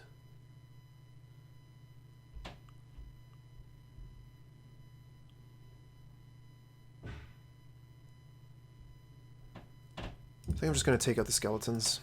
It's unfortunate. It's not something I really want to be doing. Yes, I'll take the play. 2 lands, no Sign in Blood, but I do have Wrench Mind and removal spells. I'm going to keep this. And Cuombajj Witches is actually quite good if played on turn 2. So we'll play the Bog. And play Witches on our turn. Witches take care of plenty of their threats. Wrench Mind is also going to be quite good. Okay.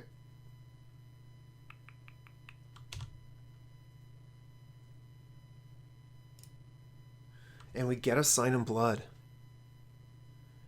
A lot of choices on what to cast here this turn. I'm thinking that Witches or Sign in Blood are going to be my best bet. I'm going to start with Sign in Blood.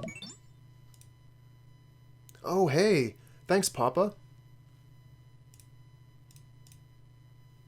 Thanks for the follow. Okay, so I get Crypt Rats and Swamp.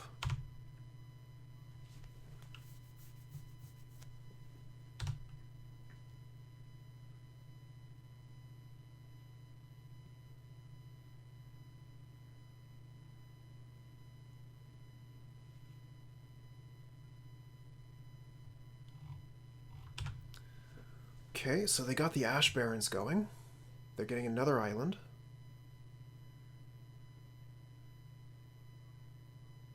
They're not going to have counter magic. Are they going to play a fairy this turn?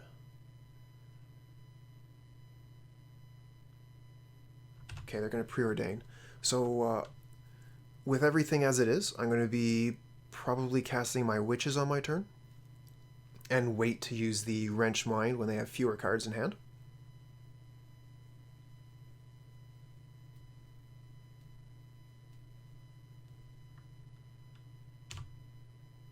Okay, we do find another land. Excellent. This is a pretty good time for Bojuka Bog. The question is, do I want to Wrench Mine now that I found the Bog? I could really kind of like tear apart their hand and get rid of their graveyard so they can't put an Angler on the field. On the other hand, getting the Witches onto the field is also quite nice.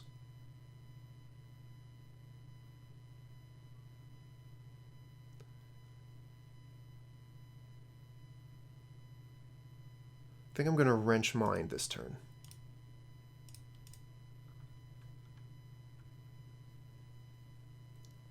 Just because I got the Bojuka Bog, and this will be a nice way to get rid of a bunch of their graveyard.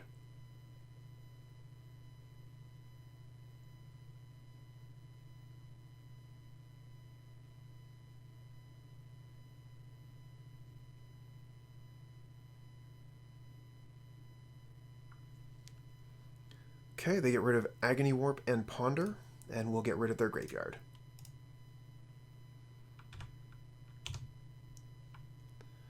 we'll be able to cast, let's see here, a 4 mana spell next turn.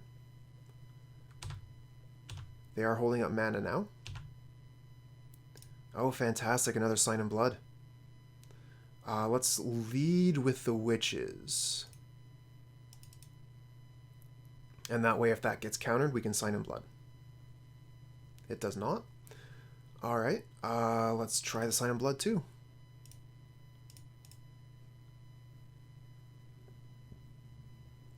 And it resolves. Fantastic.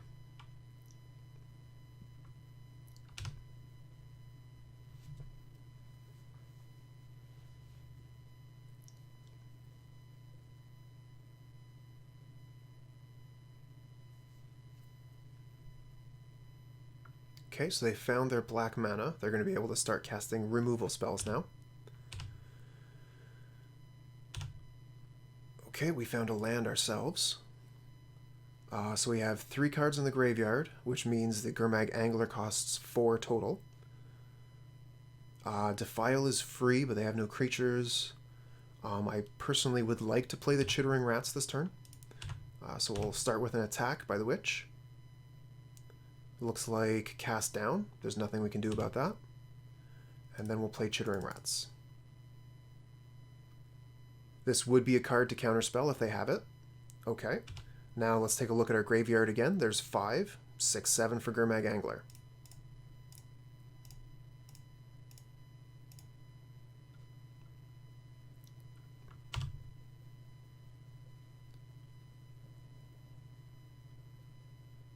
Okay, so they're going to be looking for another removal spell. We are flush with removal spells, and they have presented no creatures.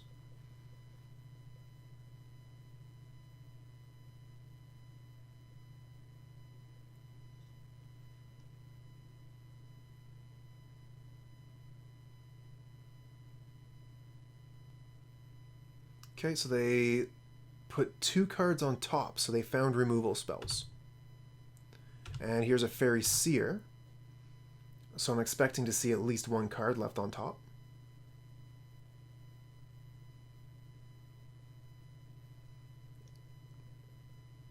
One on bottom, 1 on top, yep. So that Seer is going to probably get Edict. Okay, 3 mana. There's a Stormbound Geist. So that is a problem. We can Crypt Rats for 2. And that'll get rid of one of the Geist's iterations. If we had another land, we could Defile it for the last one. Or we could use all of our removal spells and get rid of the board. We would still have 2 cards in hand that way. Or... no, because I wouldn't be able to Chittering Rats.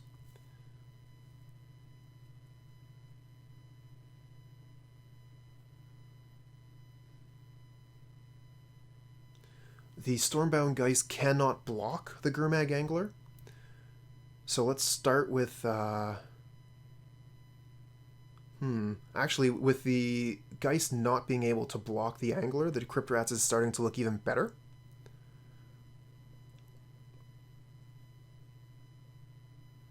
No, I like Defile the Seer and then play the Chittering Rats. Take the 1 card they have in hand, put it back on top of the library, and then attack for 5 they can't block.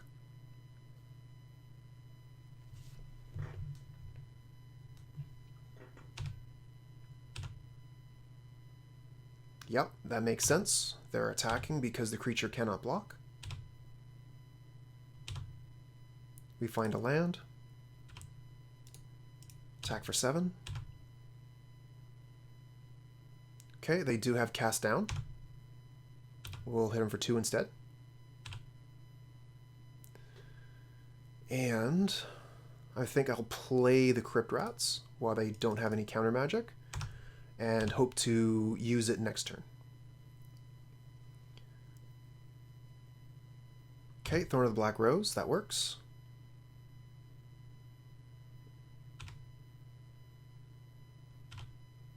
We're going to take the Monarchy.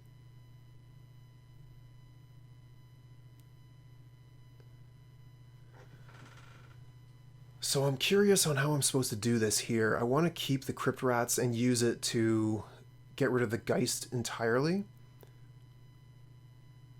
But the only way I can take the Monarch is if I get rid of the Thorn.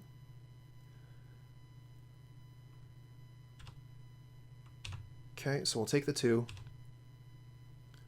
We'll cast down the Thorn. They'll draw their card, and then we'll use the Crypt Rats to get rid of their board after we attack.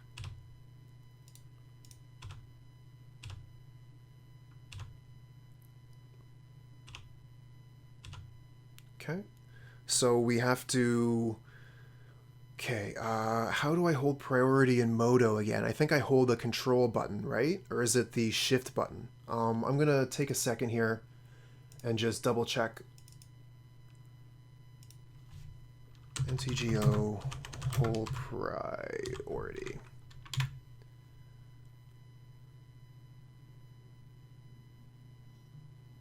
Hold down the control key. Okay. So what we're going to do here is hold down the control key, click Crypt Rats, and we'll spend 1, 2, 3. Done. And then we'll activate the Crypt Rats and spend 2. Done. It says X is 0 on both. This is, what the fuck happened?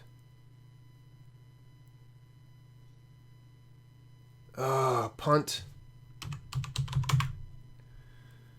Okay, so I think we can still do this. Okay.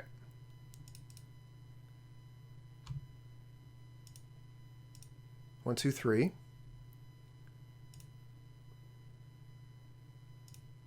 Okay. We got it. That's better. Okay.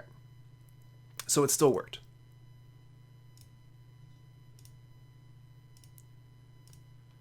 Just did it for 0 the first couple times. No problem. No big deal. That's fine. We get to continue playing, and we're not totally embarrassed.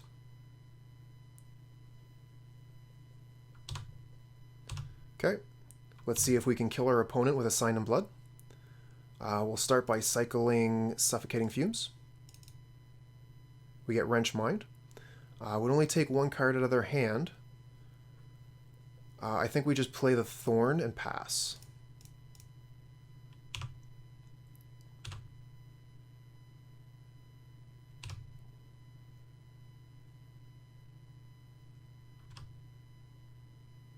Okay, we find a Bone Picker. Cool. If we can hit him with a Bone Picker, we can finish him off with Sign in Blood.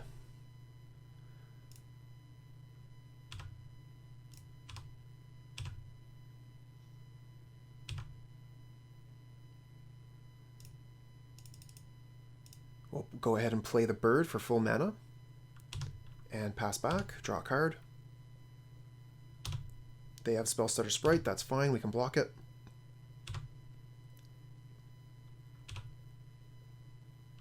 No removal spell. Everything is sorcery speed.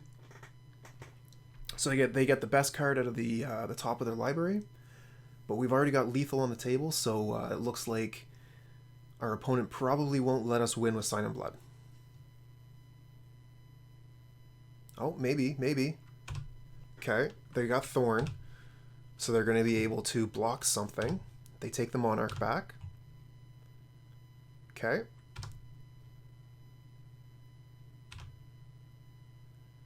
Play land. Let's see here. Wrench their mind. Get rid of that last card in hand. It was Augur of Bolas. Okay, we'll Chainer's Edict them. They'll probably lose their Thorn. Okay, no, that's it. Here we go. Papa says, I like black. Yeah, black magic is best magic. This hand is okay. If we were playing against elves, then we're going to be doing very well. So we're just going to keep it and see what happens. And even if we're not playing against elves, this can be cycled away. Papa says, I have always been drawn to the color. Me as well. It's one of the first things that I'll really consider in most formats is how black is doing. Really love Thoughtseize, and my favorite card is Necrotic Ooze. Hey Papa, what's your favorite card?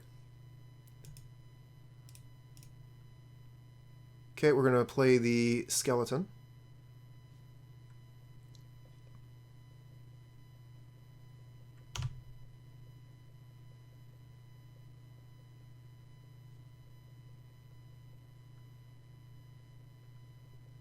Another Swamp.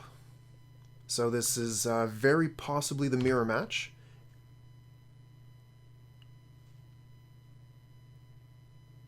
And we find another Swamp. Unfortunate. We will be cycling the Fumes, but we can wait. So we'll just go ahead and attack with the Skeleton and pass. This is another one of my pet cards in this deck. You don't see it very often, but the advantage that it can give you if you're going to be blocking is quite high. Being able to block green creatures turn after turn after turn. Okay, Chittering Rats. So, what are we going to do here?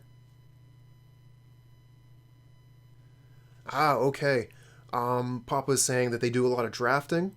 Constructed is my jam. I love playing Constructed. I'm actually a terrible drafter. I think that we can just go ahead and defile this and use our mana. And we'll put a Swamp back.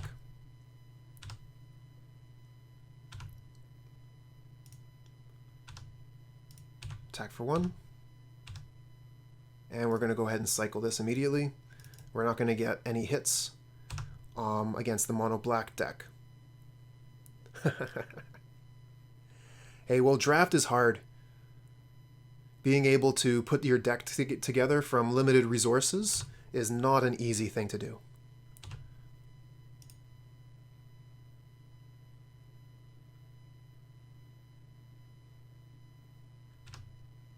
Fortunately, Magic Arena allows you to practice drafting at a low level quite a bit. So that is a pretty good option for people nowadays. I've drafted quite a bit on Arena. Not lately, but I have. It was quite a bit of fun.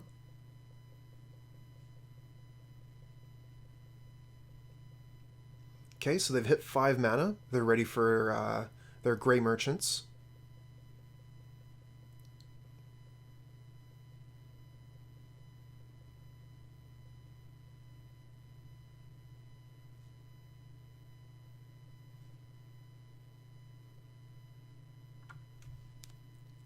And still with 4 cards in hand. So our opponent is definitely appears to be in a better situation than us.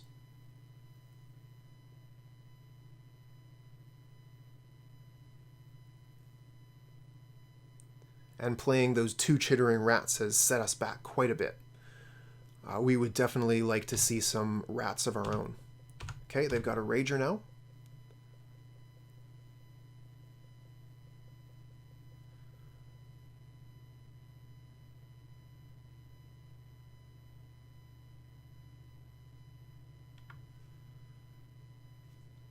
Papa says I think I'm a value player because Young Peasy seems fun. Young Peasy, that's Pyromancer, right? Yeah, Young Pyromancer's a fantastic card. We haven't seen too much of it lately. I mean, personally, I haven't. But I've definitely seen some periods of time where it was at an equal power level to Thing in the Ice. Fantastic card. Okay, they're playing their own witches.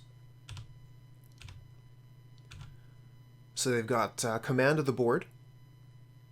But if they start attacking, we can double block and start killing their creatures and returning our skeleton turn after turn after turn.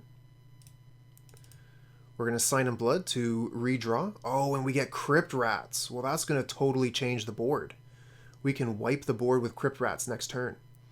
So we're going to pass. And if we defile their witches, then we can keep our own witches when we Crypt Rats. Not sure. I think it might be worth a card to do that. So the witches have a lot of text, but basically the witches will deal 1 damage to 2 targets. The thing is, I choose 1 target and my opponent chooses the other target. Okay, so I can double block here, or I could block 1 with the skeletons and then ping it with the witches. The thing is, I was thinking I wanted to just take all this out anyways. So I think that I go to blocks, I block here. Okay.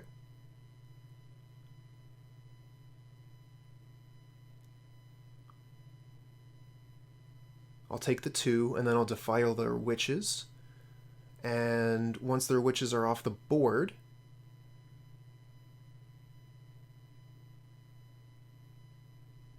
then I can use my own witches to kill their rats, if I so choose.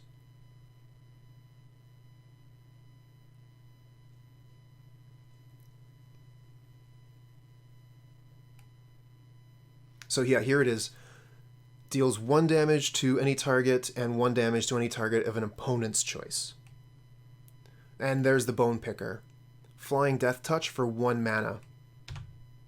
Pretty strong, I think. But my Crypt Rats is going to take care of it. Okay, Sign in Blood. Fantastic follow-up. They're going to draw some cards. And we are going to wipe the board.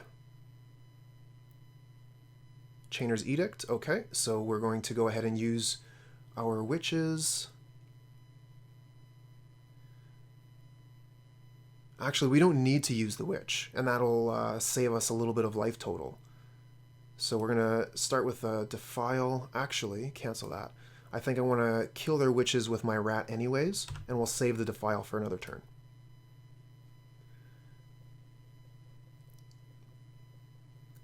They might suspect that something is up because I didn't use the opportunity to kill their Chittering Rats. Either that or they think that I'm dumb. Either one is fine. Chittering Rats, that's going to be nice to play on the next turn, but we're going to start with Crypt Rats.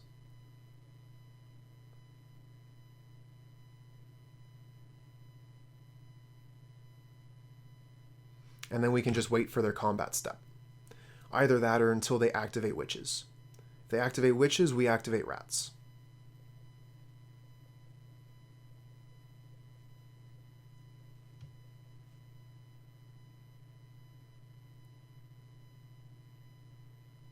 Oh, thanks, Gate. Thanks a lot. Okay, let's see here. And thanks for the follow, Crames. I'm expecting them to activate the witches here.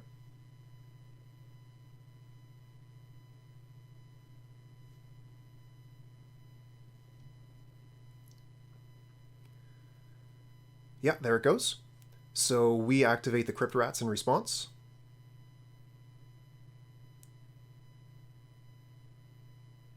Oh, did I just target my Crypt Rats by mistake?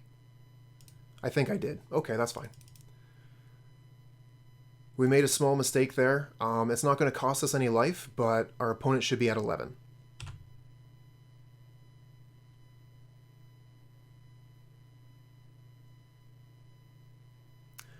Crame's asking, will you play Pauper frequently? Yes, I play Pauper every Tuesday and Thursday. So you can count on that. Every Tuesday and Thursday I'll be here playing a different Pauper deck week to week.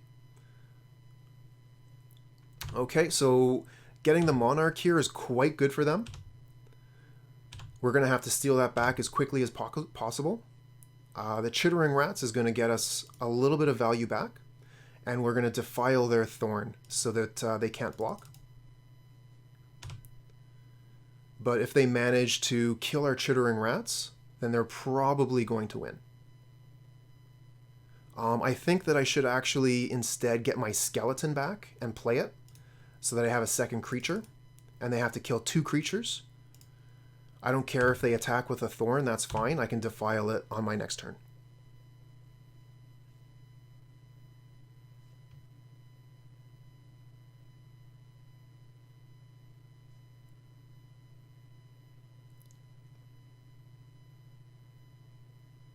Okay, so they have a Phyrexian Rager. That's quite good.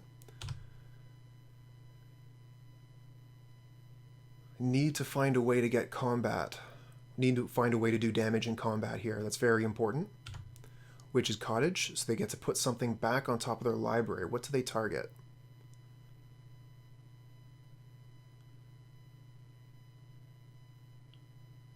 Tough choice here. I think I would personally choose the Rager or the Picker. I think I would choose the Picker personally.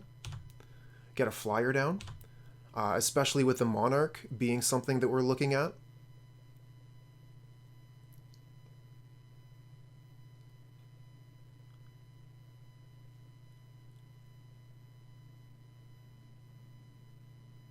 And they have an Oubliette. Okay. So we are not going to be able to get the Monarch back unless we draw a removal spell. Personally, I'm no longer playing Oubliette because it's not good with Bone Picker. It is, however, quite good with Grey Merchant.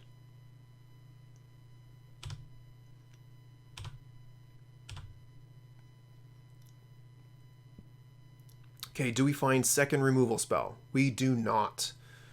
Unfortunate.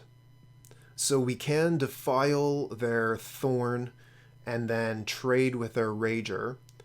They're going to be drawing a second Rager on their turn.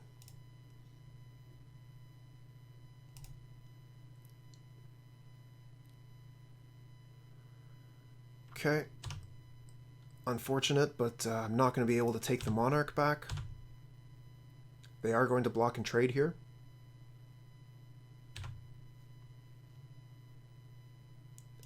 We'll play our Witches,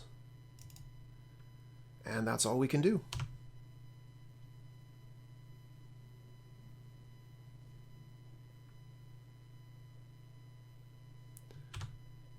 There's the Rager that we knew about.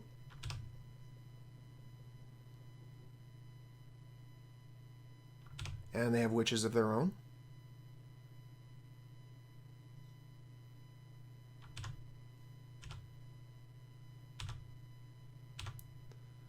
Okay, we're getting buried under their card advantage here. We find a Grey Merchant, but it's only going to hit for 4. Still, we have to play it. It's the only thing we can do.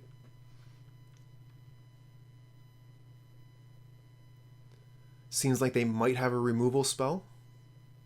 Okay, they're cycling. If they do have Defile, the Grey Merchant would be the better target.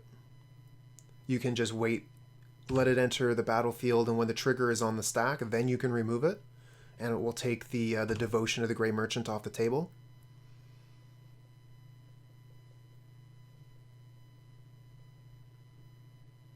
Chittering Rats. Okay, we have no cards in hand, so the ability does nothing.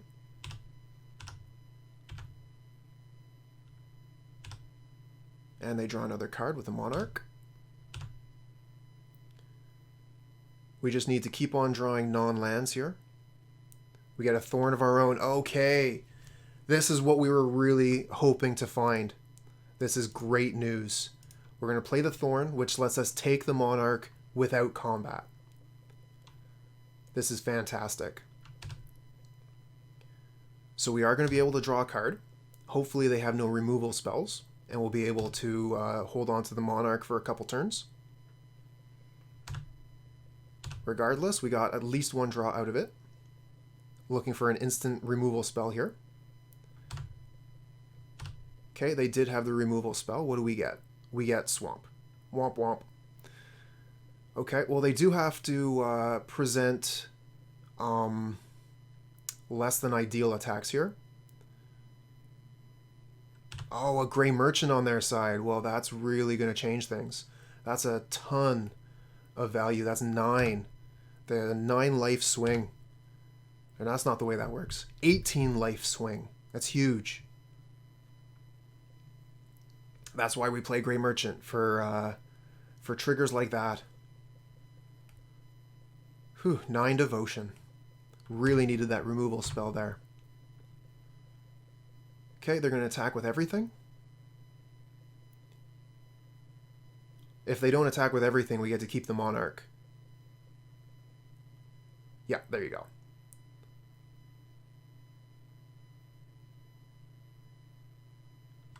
Okay, I do believe that was the correct attack. So we're going to block... Oh, gotta go to blocks first. We're gonna block the Chittering Rats and block the Rager. And then we'll activate our Witch to kill their Rager. We can do that later. We don't have to do it now.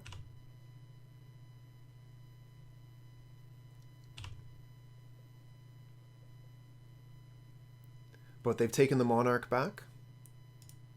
Okay, we're going to activate the Witches, and we will target their Rager, and they will target our Witch.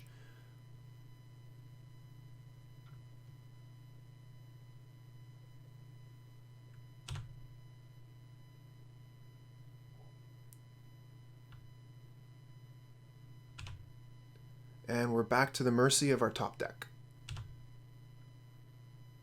What do we find? Another swamp. Okay, so that's GG. I'm pretty sure we're not going to be able to come back from this, but we do have more time on our clock than our opponent, so we can look at the next card. We can wait till our draw step.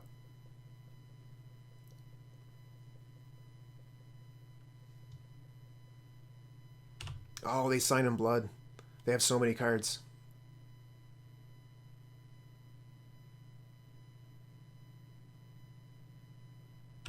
Oh, Chittering Rats. Okay, that's a concession. It's putting our swamp back on top. So we knew we would just be drawing swamp again next turn. What are we going to do against the mirror match? So Wrench Mind is going to be quite good. We're going to bring that in. It's going to be a 2-for-1. Otherwise, I'm going to take out Suffocating Fumes. Spellbomb is no-go. Duress is kind of meh. We actually use quite a few creatures. So I'm going to want to take a couple things out. I'm thinking I want to keep the Bone Pickers because they're going to be what allows us to steal the Monarch back. The Witches actually seem quite bad. The Witches aren't able to kill anything. Our opponent has no X1s. So we're going to submit like this.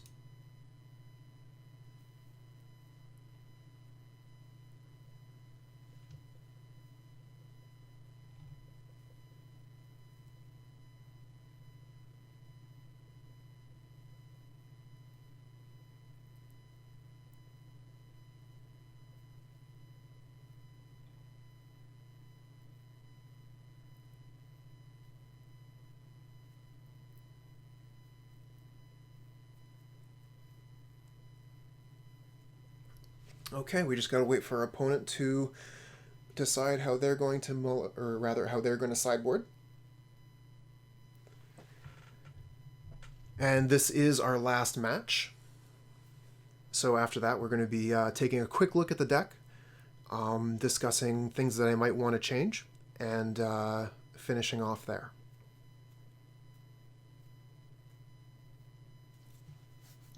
Okay. Yes, I would absolutely like to play first. We have lands and spells. We have a couple of Thorns, which I think is the most powerful card in this matchup, so we will definitely keep. We're going to start with the Bojuka Bog. We get no value from it, but it's a tap land on turn 1 when we have no plays, so that's fine.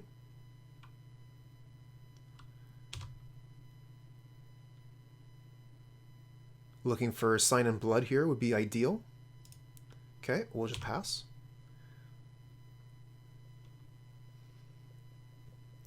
And if they play a creature, then we can cast down into Bone Picker. Oh, no, they got Sign in Blood instead. So they actually have to discard a card to hand size here. That's one of the problems with playing Sign in Blood when you're on the draw. Generally, I won't play a Sign in Blood turn 2 on the draw because of that. I still have no plays, so I'm going to play the Bojuka Bog. get rid of their graveyard here, so it'll be harder for them to cast a Gurmag Angler if they have any in their list. And then on our turn, we're planning to play a Thorn. So yeah, we're going to cast that down and play the Thorn. And that'll give us card advantage early. It'll be hard for them to take the Monarch from us unless they play their own Thorn.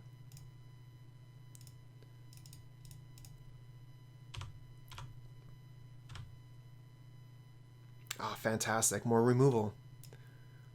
We want to be taking care of their creatures. Okay, they're putting a Rager back on top of their library.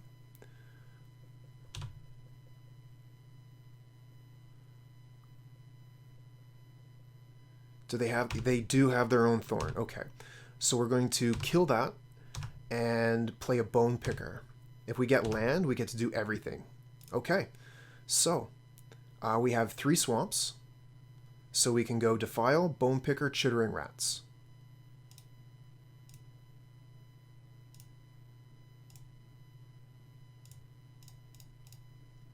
And we can take the Monarch back in combat.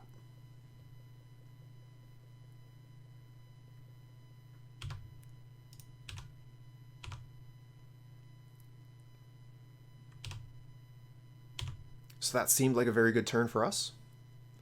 Our opponent does have a full hand of cards, 7 cards in hand, so they still have tons of gas. This can still go sideways, but I'm feeling very strong. I have a robust board and the Monarch. Okay, they're just playing a Rager. That's no problem. We can just attack with Bone Picker. I think I do attack with Chittering Rats as well. Okay, we find another Chittering Rats. Fantastic. So between that and Cast Down, I'm fine with attacking with everything.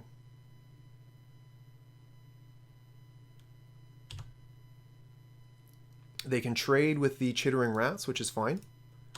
If they block the Thorn, the Death Touch will kill their Rager, and they cannot block the Bone Picker. It flies. Yeah, this trade is fine with me.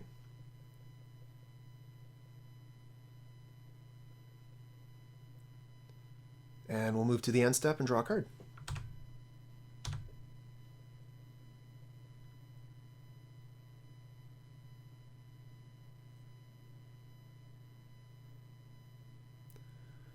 Okay, they're signing in blood. So does that increase our clock a little bit? I think it does. We're swinging in for 6. No, that's the same clock.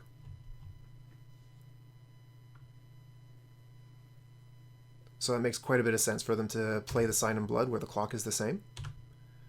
Okay, we can just put the swamp on top, it doesn't matter.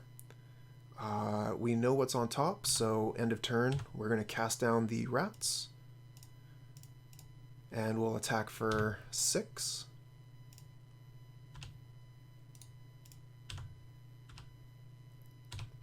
Now, one thing I'm considering here is I was thinking I might want to play the Thorn of the Black Rose to get all the cards out of my hand, but then I remembered that the Monarch was going to put a card in my hand anyway, so there's no point in just playing out the Thorn this turn. I might as well keep it just in case I have trouble getting the Monarch back later.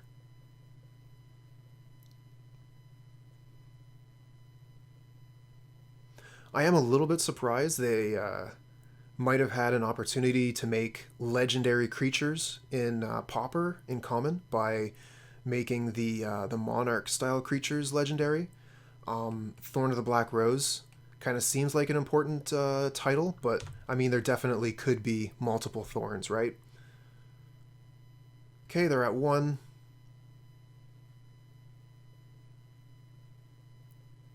And they concede. Okay, let's move on to our final game. I think I like how the deck performed that time. I don't think I want any of the other cards from the sideboard. I mean, Pestilence might be okay, but I think I'm going to run it back.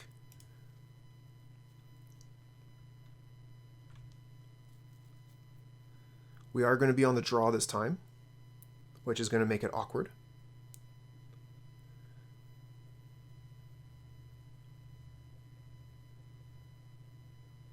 But it seemed like both games really came down to who was able to hold on to the Monarch. When you're able to draw that extra card every turn, it's a one-sided Howling Mine. It's incredibly strong.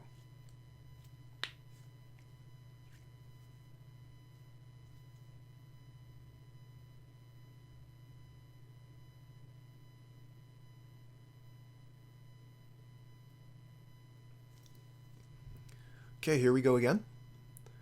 So we got 3 lands. We got removal spells, a Wrench Mind for card advantage. We're going to keep this. And we don't have to worry about the... yeah, definitely keep. With the Wrench Mind here, we don't have to worry about the problem our opponent had with Sign in Blood. We can play the Wrench Mind on turn 2, and we won't be discarding any cards. Okay, Bojuka Bog, target them for no value, just because we want to have untapped lands. I don't think our opponent is playing the big fish. Most mono-black control lists that I've seen recently have not played the fish, so I think that we don't need to worry too much about holding on to Bojuka Bog. Alright, we'll play land and Wrench Mind. Get a little bit of card advantage that way.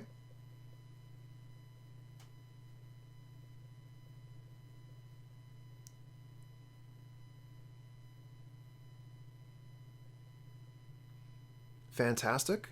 So, ooh, Tendrils of Corruption. That's a fine card. I haven't seen it in a little while. Big fan of that card.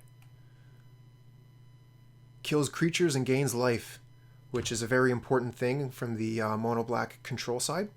I stopped playing it back when Goblins was popular, because they would just be able to sacrifice whatever Goblin that... okay, I'm losing my Defile here. They'd be able to sacrifice whatever Goblin you targeted with the Tendrils, and then you wouldn't gain the life. Goblins is no longer popular, so it makes sense that Tendrils would be back in the... what am I trying to say here? Back in rotation. We're really looking for a Chittering Rats here, but Sign in Blood will do. I think I want to cast Sign in Blood first in case I get a Bojuka Bog. Don't have to worry about days, because it's banned. And they're not playing islands. Okay, we do find the Chittering Rats, but unfortunately it's a little bit late. We'll just play a Swamp and pass.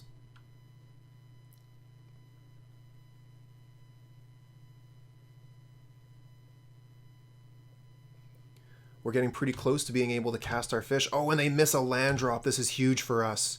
They weren't able to make a play and they missed a land drop. Okay, we're going to throw out Chittering Rats. And that means they miss a land drop again.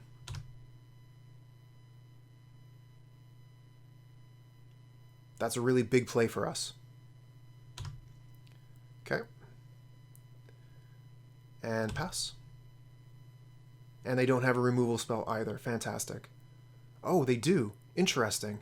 I wonder why they didn't do that. Oh, of course, because they have Bone Picker. Yeah, that makes sense. Okay, we'll be able to Chainer's Edict that and play a Bone Picker of our own. And we'll also be looking at Gurmag Angler. Yeah, we're a little bit off of Angler. Does that land change anything? So I want to use 3 mana. And we have 5 cards. I think I will be able to cast the Gurmag Angler if I get rid of the Edict. Let's do the thing. Get rid of their picker.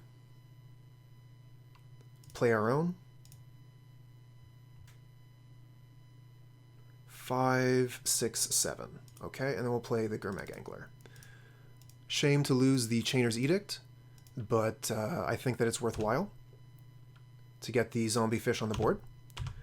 The more I think about it, I think one of the big reasons why mono-black control has decided to stop playing Angler is because of Cast Down.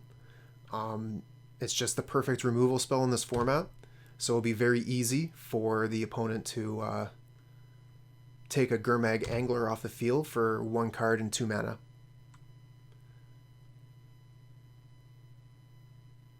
Oh, they have a Thorn. Okay.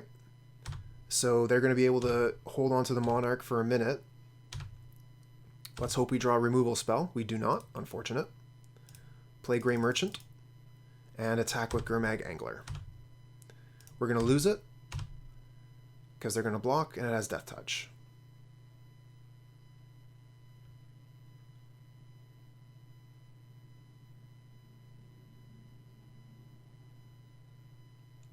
What are you doing? Opponent, yeah, you have to block there. There's no ifs, ands, ors, buts. Okay, so our opponent has got to hold on to the Monarch for a couple turns now, or this is their second turn. We really need to find a removal spell to be able to steal that Monarch. Very important.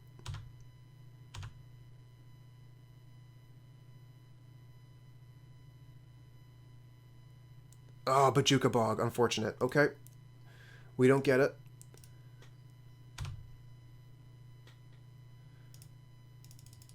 We'll play out another Grey Merchant. This will be a swing of 8. And we will kill their Bone Picker. So we are still getting advantage here because, oh, no, they're going to let us hit them, and we're going to be trading the Monarch back and forth, back and forth. Since they have a flyer, we won't be able to block them. So they'll just be able to consistently take the Monarch back. Wrench Mind is an interesting draw. It'll let us hopefully recoup some of the value that we've been losing. But if they just play their hand out, then we might be SOL. Okay, we need to evade removal spell or other creature. We do. Okay, that's very good. We're going to be able to take half their hand and take the Monarch back.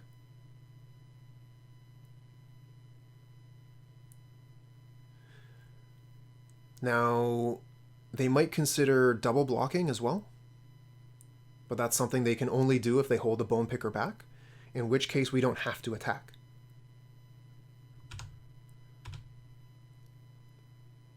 Okay, so they are sending in. They're going to take the Monarch. They'll go up to 4 cards, and then they'll go down to 2 with our Wrench Mind, and we're going to be at 2 cards when we take the Monarch. So I think it's still a very close game. Defile. Oh, that's excellent. Okay. I think I hold on to it, and I defile their Bone Picker. So let's start with Wrench Mind.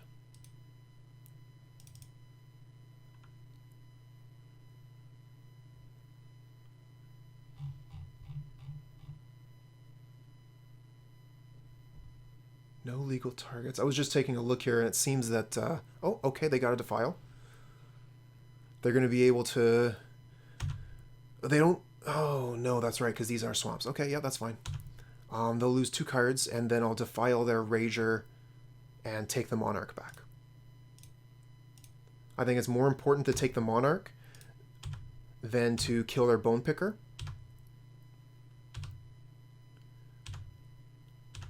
I want to draw those extra cards, and I get a Bone Picker of my own. Fantastic. It's not over yet, though. There's still a lot of good cards here, and they play Wrench Mind of their own. Okay. They're going to attack in for 3 and take the Monarch away from me, and they're going to hope to draw Cast Down.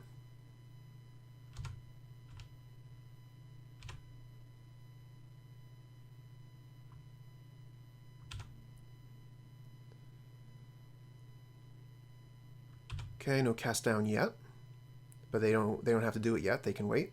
Ah, Bojuka Bog. Better than Swamp. Let's get rid of their graveyard. And hope that they don't have a removal spell. Oh, we got lucky. Okay. So we get to draw another card. Do we get removal? Come on, Cast Down. No, we get Swamp.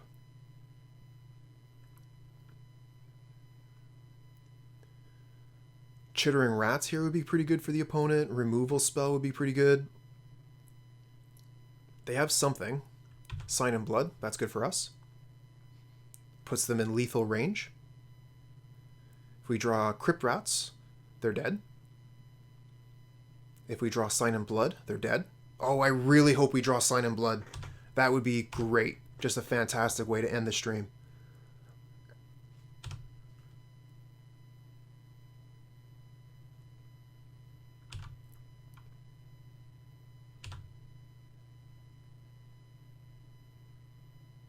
Oh, and they have Oubliette. Okay.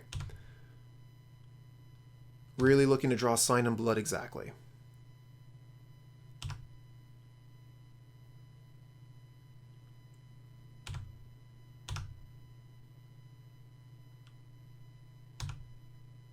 Come on, Sign in Blood. We got Swamp instead. Alright, we pass. Nothing we can do.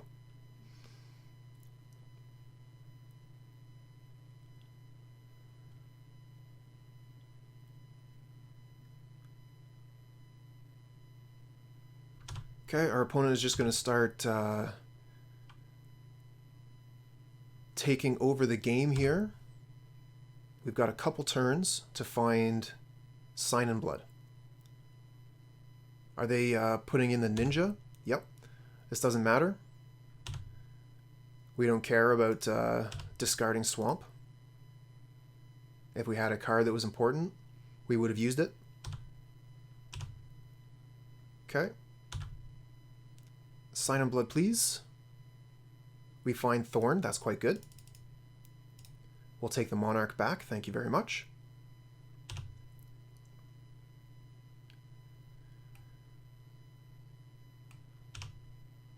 Just checking to see if the Shinobi had Fear or something like that. Oh, we find Crypt Rats on top. If we can keep that card, we win.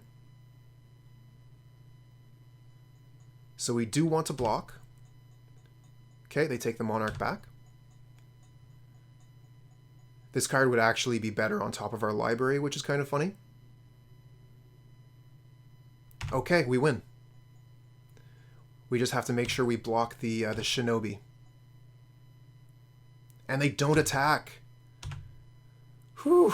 Okay. Oh! Our cup floweth over. Sign in Blood. We win. This is just the best feeling in the world. Sign in Blood opponent. Ha ha ha! Okay. That feels pretty good, right? Sign in Blood for the win at the end of our 5th match, Game 3. Fantastic. Alright, so that's the end of our games today. We're going to take a quick look over the deck list and then end the stream. Just taking a minute here to change the screens here. Here we go. So go to my Pauper list and MonoBlack control. So this is the list that I was running today. As far as changes go, I might end up taking the skeletons out. Nobody else plays them. I like them versus aggressive decks, but we haven't seen very many of those. Thinking I might cut down the number of Crypt Rats to 2 as well. And this would allow me to play Phyrexian Ragers, which are a classic inclusion in this list, but I had taken out because I wanted to play some other cards. The Gurmag Angler has been interesting. We don't have ways to protect it like the Dimir Fairies deck does. We're not able to counterspell their cast downs. So this card here might be better served to be a ninja, for example. I could play the Okiba Gang Shinobi like my opponent did, which is pretty nice with creatures that have Enter the Battlefield triggers. Definitely love the 3 Thorn of the Black Rose. Would love to go up to a 4th Bone Picker as well. So I might end up taking out these 5 cards and switching them for another Bone Picker and Phyrexian Rager, or maybe 1 Okiba Gang. As far as the sideboard goes, the Pestilence wasn't really doing anything. But otherwise, I was quite happy with the Wrench Mind and the Rancid Earth and the Spellbomb. So I'd like to keep all those around. As far as the deck itself goes in general, I just personally really love MonoBlack control. This is how I got back into Magic. When I found out that Pauper had become a real format on Magic the Gathering online years and years ago, I immediately rushed to the computer so that I could build this list. It took a little bit of doing at the time. Crypt Rats were 10 tickets each. So the deck was a little bit more expensive than I had anticipated. Nowadays, it's the Thorn of the Black Rose that is going to run you some tickets, but otherwise the deck is very affordable. I would, I think, recommend Dimir Fairies over this list if you wanted to play a black control style list, but the mana in this list is all swamps. You're never going to be, like missing one of your colors. Sign and Blood is fantastic, and Thorn of the Black Rose is one of the best cards in Pauper right now. So you can't go wrong with a Thorn of the Black Rose. Anyways, I'm about to sign out. Thank you very much for sticking around. And I'll be back on Thursday for another league with the MonoBlack control deck. And I'll be playing Wednesday and Friday. I'll be playing Modern, and I'll be playing the 8 Shadows list. Runs the Death Shadows and the Scourge of the Skyclaves. This is a Thoughtseize deck. I love Thoughtseize, so being able to play the Prowess style deck with Thoughtseize has felt amazing. I really love this deck as well. Anyways, have a great day, and hopefully I'll see you next time.